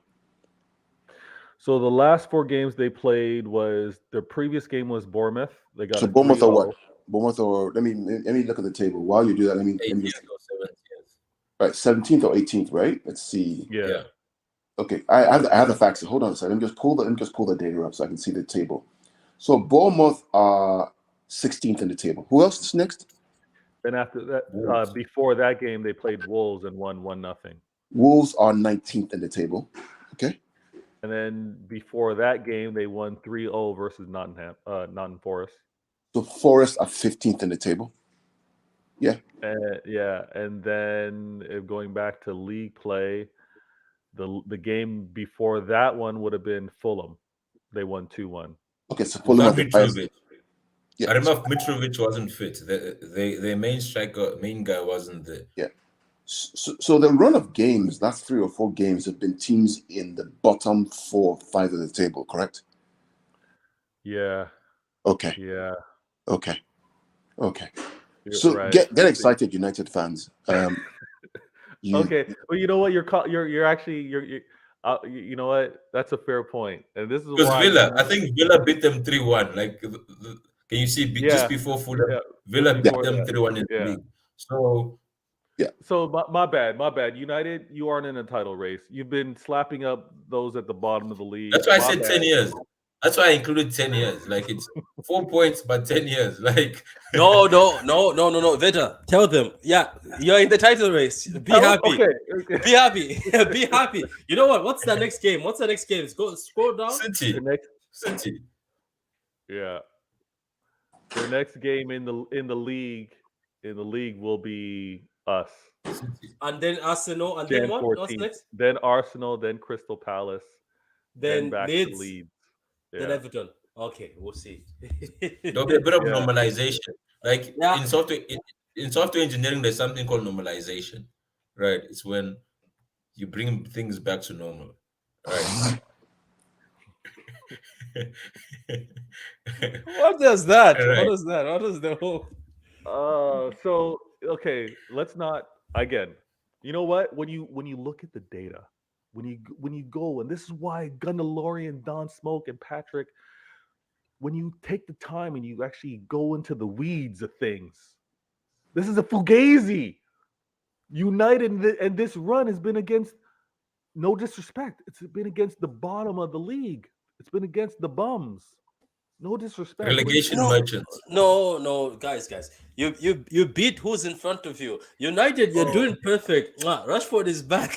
Rashford is back. Rashford's Glory, back. glory, glory. Sing that.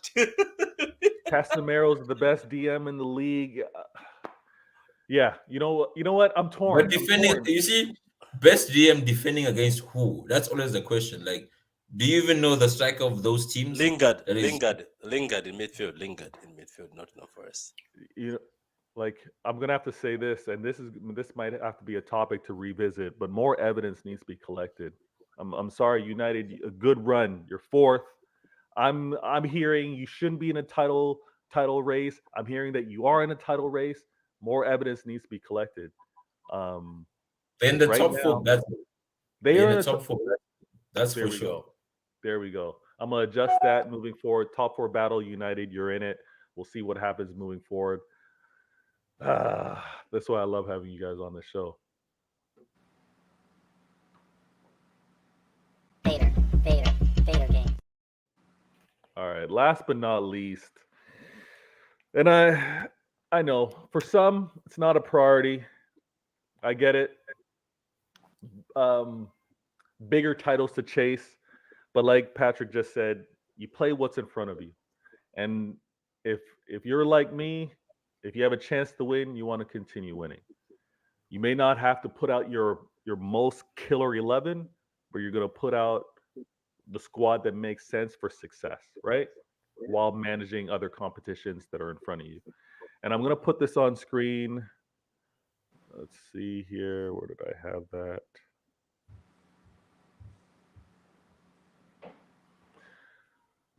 I'm gonna put this on screen with regards to the FA Cup versus Chelsea, and it's a little bit of a preview. I'm not gonna spend too much time of it because thank you all for being within the stream right now. It's one of my longest, but I've had excellent panel members, and the conversation's been great. It's a Friday. Everyone kind of has a little bit of time working around the work schedule and just time of day. So I have this on screen real quick, and this is my early attempt at a possible 11. The reason why you don't see the right face at that right back is because for whatever reason, they don't have Rico Lewis within this database. All right? For whatever reason, they don't have Rico, but that right back that's vacant right now, that's Rico Lewis. Now, our next match is on Sunday. It's Chelsea, it's FA Cup. We just happened to beat them in the league with a completely different 11. But I'm gonna throw this to you, Carl. Carl, if you can't see it, I'm gonna say it out loud. But for Patrick, for Don Smoke, can you see on screen right now? And I want to make Yeah. corrections. Yeah. I'll make corrections. We see it. Okay, but I'm thinking Chelsea's gonna try to have some different type of wrinkle. Are we expecting them to actually be more threatening as a club? As a team? I don't think so. I think we need to be more creative and more threatening with our chances. I don't expect them to really change the wheel that much. But the 11 that we put forward, knowing, oh, and I should have put on our next match after that. But while I do that on screen, what would you change with regards to this 11? Whether it's player positions, whether it's players on screen, talk to me while I look up our upcoming match. De Bruyne, I think I would drop De Bruyne in this one. I would just put him just for the sake of, not that just for the sake that he has to at least maybe rest and come off the bench. I think this is a match where you throw in that combo of Silva and Gundo. Or to be honest with you, let me be honest even with you.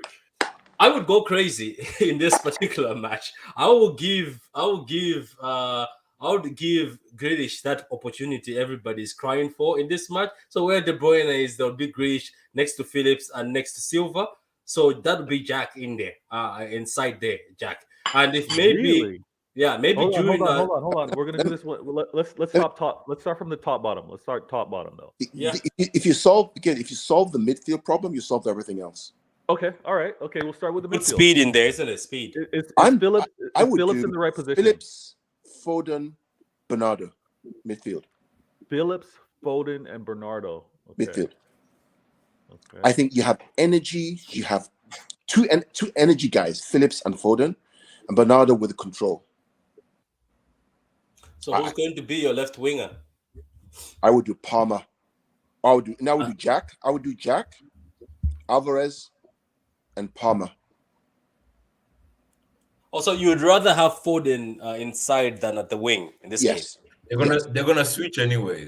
Whenever you put them like that, they will alternate. One will go. They'll just to be honest, Foden and Jack can be switching. If somebody falls through the middle, somebody comes in. I'm just saying. I know Foden can thread a pass, but I just think Jack also can thread a better pass. I don't know.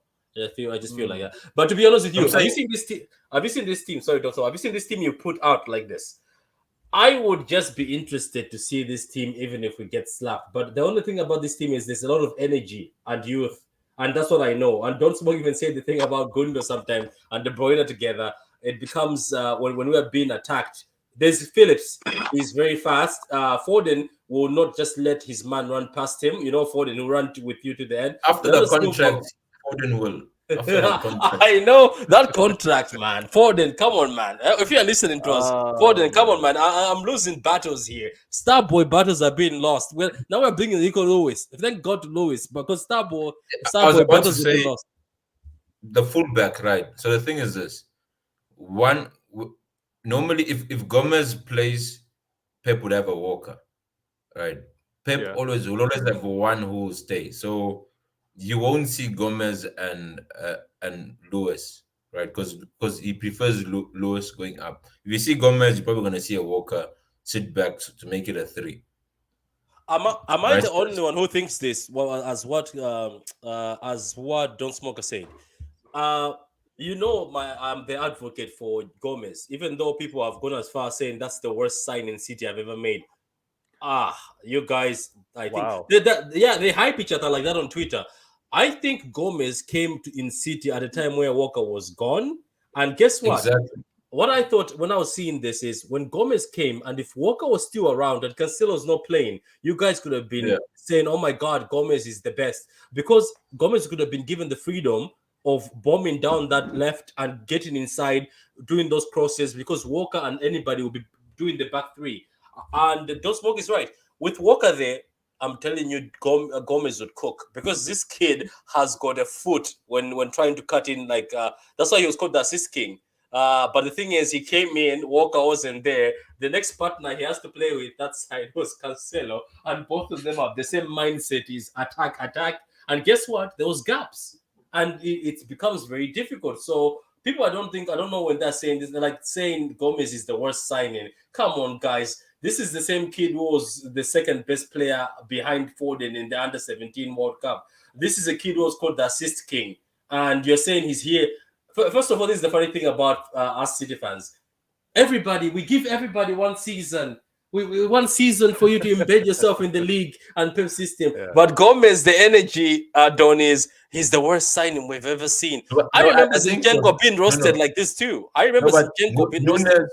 Nunes was the goal scoring king in in the Portugal league, right? Calm down, calm down.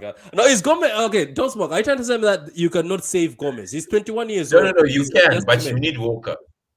The only way Gomez works is if Walker is there to cut in to make it a three, right? With Cancelo only works if the alternative fullback is a defensive one, right? So when you have two, so hence I feel it was a bit Yeah. of an injustice for Gomez, right? For him to be playing with Cancelo. I think, and a reason why I thought Ake supporting Gomez would be excellent is because Gomez can have that creativity, can free roam, can get forward, and Ake, we know Ake is going to be quick of feet to be able to defend if someone does get past him or to be able to No, support. no, notice also there's one man missing who made Cancelo look great. Ruben Diaz, both Portuguese, as we used to say. The time when Diaz was on peak of his power, when he came, Cancelo looked incredible. He looked Yeah, like the best because Diaz used to cover that space, and Diaz is very aggressive. He was very aggressive, and whenever Cancelo makes a mistake to track somebody down, like he did with Kane, and then Diaz. Remember when they said, "Oh, it's a red." Remember when Terrace was like, "It's a yeah, red." When he caught up with Kane in the cup game and took the ball off him. It was after Cancelo made a mistake. Diaz was also important and pivotal. This is what I said. People were laughing. It was as if it's FIFA settings. And I remember when I told Carl, I was like, this is like FIFA settings, but it worked. Don't smoke. English centre back John Stones was next to Walker, another Englishman. Diaz, a Portuguese, was next to Cancelo, a Portuguese man. And you're this talking back chemistry. You're talking yeah, chemistry. and But this you back can't line got us to the you can't defend UCL. your country. Yeah, I like this back line got us to the UCL final and was not conceding goals at all. The goal they That's conceded right. was in the But UCL final. Fernandinho, no, but Fernandinho was on smoke, if we're honest, that season. Fernandinho was on Yeah, smoke. Yep. yeah, And Yep. hence I always say like it's just a matter of time until Rodri learns the dark arts. Because people always underestimated Fernandinho's tactical fouls. These saved us from counterattacks. yeah. People don't understand that there are many counterattacks that Ferner used to stop, literally. Rodri doesn't disguise it enough yet. He's a little Yes. too. He's wrapping his arms around too Yeah. blatantly, but Ferner will yeah, just touch you and then move. Like he was always quick to exit the scene. That's the thing yeah, with Ferner. You would never yeah. Just mess up know the when he stride a done it. little bit. Yeah, absolutely.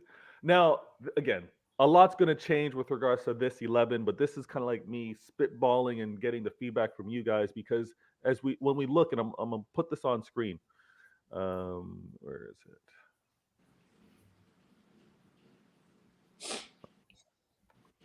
This is our upcoming fixtures, right? And I know I'm blocking it a little bit, but we got the FA Cup on Sunday, January 8th, against Chelsea. 3 days later, we play Southampton, right? And we play them in the Carabao Cup. 3 days later, it's the Manchester Derby. So again, having your manager's hat on and thinking of the bodies that I use on the 8th, am I I'm most likely not going to have them play on the 11th, but they'll come back on the 14th. So, and we just played yesterday, right? We just played Chelsea yesterday. So, going from Thursday to Sunday, am I having similar players play? Maybe they're subbed off quick to come back almost a week later to play in the Manchester Derby. Vela, funny enough, Yeah. this is when we come to life. People understand that we are a rhythm team, right? And games every three games actually when we thrive, because then we get into that run, we get into that pattern and whatnot. And man, I love beating the London Cowboys, right? I love beating, trust me, right? Because we just we put them back into reality ever since that season where we let them beat us 3 times, I think, in one season. Yeah. After that, every time we beat, trust me, because I can go on certain streams and just have a blast with the host, right? But but I believe this is when actually our players get to their best, because then it's the rhythm they're gonna play. Hence, even Pep said like players who came up from the World Cup are actually the best, were the best fit and best in rhythm. And I feel as if whenever we go on long breaks, we actually start perform. We don't perform. That's why I'm not Mm, too shocked of yeah. us after the whole World Cup thing. But give us time, see us. Hence, I wanted to stay in the Carabao Cup. I wanted to stay in the FA Cup because I Yeah. believe the longer we stay in Just those games, the from a better we're rhythm gonna. standpoint, yeah, from a rhythm standpoint, and I'm in the same mind where I also want to see what the players that don't get the normal run. I want to see what they're made of. Yes, I want to see the metal that they have. That's so I want to be in those competitions for that. To the we must win everything. No, I'm not crazy like that. But I want to see us play. I want to see how the players develop and evolve because we have an excellent squad and we've got some young talent that should get their chance on the pitch. I see the numbers increasing with regards to views, but we're really at the end of this stream right now, and we've had a fantastic convo. Trust me, we've been talking for over 2 hours, but it doesn't feel like that. And yeah. I love to be able to exchange different ideas, and more importantly, I love to smile and laugh. And you guys have made that possible today. The thing that I want to put on screen just before we sign off is know that we've got a competition on Sunday. It's against Chelsea. Who knows? Who knows what type of 11 Pep's going to put together? But he's got to keep in mind that there's going to be matches every 3 days. So whoever he picks, let's hope that he continues to show the flexibility that was mentioned early in the show to course correct, to right the ship, get the result that we want, and keep it moving. Um, I know that there's going to be content in Twitter Spaces. Adam is most likely going to be leading those or sending out some invites. There's also going to be content coming out from True City Fan, Pitch Points, as well as the Mancunian Way. I don't know if there's going to be a bonus show for me, but maybe you know what? You'll see me on Sunday. You'll definitely see me on Sunday. But I want to thank, and because right now on stream we got Gun DeLorean, we got Don Smoke. I want to thank you guys for being here from start to finish. I want to thank Mancunian Way. I want to thank Patrick. I want to thank everybody in the comments. You keep this show flowing, and those new subscriptions. Thank you. Continue to grow the channel. And before I sign off, the nameless one, Manchester City need. Do we need him? It might be I won't. Cancelo. Yeah. Yeah. With Do we? Rico, no, with Rico being on smoke, right? We might need I think, yeah. Yeah, exactly. The need is a different story. But thanks for being here, nameless one. You catch the rest of this show. Go back and watch it. Daniel as well. I'm gonna shout you out. Pep needs to go back to the 4-3-3 and stop with. Nah, man. Pep sees something. He sees something, and you're gonna pull me into a convo. But I'm gonna make sure that this is a talking point moving forward. Fans wanting the If, 4-3-4 if that I may, Chelsea Peter, let me just quickly highlight from a hit him, culture hit perspective. him, hit him, Gundo, hit him. So anybody who thinks that Liverpool and City play 4-3-3, you need to look at the game again. We don't. We play 3-box-3. Liverpool plays 2-3-5. That's what they do. Nobody plays a flat black four and a three midfield and three strikers. They don't. Everything has changed. So if you're Name that expecting them to knows. play four at the back, three midfield, nah, that's dated, man. Nobody does that anymore. Real Madrid don't Pep do can that. do Pep can do this on paper if he wants. He could just put four. But Yeah, then once the the game, problem is people Yeah, look at people they look look at at the the starting formation and people look think at the that that's starting formation and they say, yeah, it's 4-3-3. No, no, no, no, no. It's 3-box-3, or it's 2-3-5 or 3-2-5. That's what you see. And when defensively, when we're out of possession, it's 4-4-2. Right? Mhm. Liverpool and City, they do that a lot. Even Chelsea do that. Right? Yeah. 4-4-2, out of possession. In possession, 2-3-5, 3-2-5, or 3-2-2-3. That's what they do. Yeah. That's where the game has changed. And we are definitely going to have a convo moving forward formation wise because I'm not going to lie, it's kind of irking me how high I see KDB up on that pitch sometimes. But that's a conversation for another show. I want to thank every single person in the comments: Daniel, YSK, um, Danny, Nameless. Thank you all. There's going to be more shows moving forward. Check me out on Sunday, and again, support every person. Their descriptions will be their details will be in the descriptions. This is Raider Games TV, episode 63 of Why Always Me. Love as always. First things first, my peeps come first, and check me out on Sunday. Thank you guys. We're out. cheers.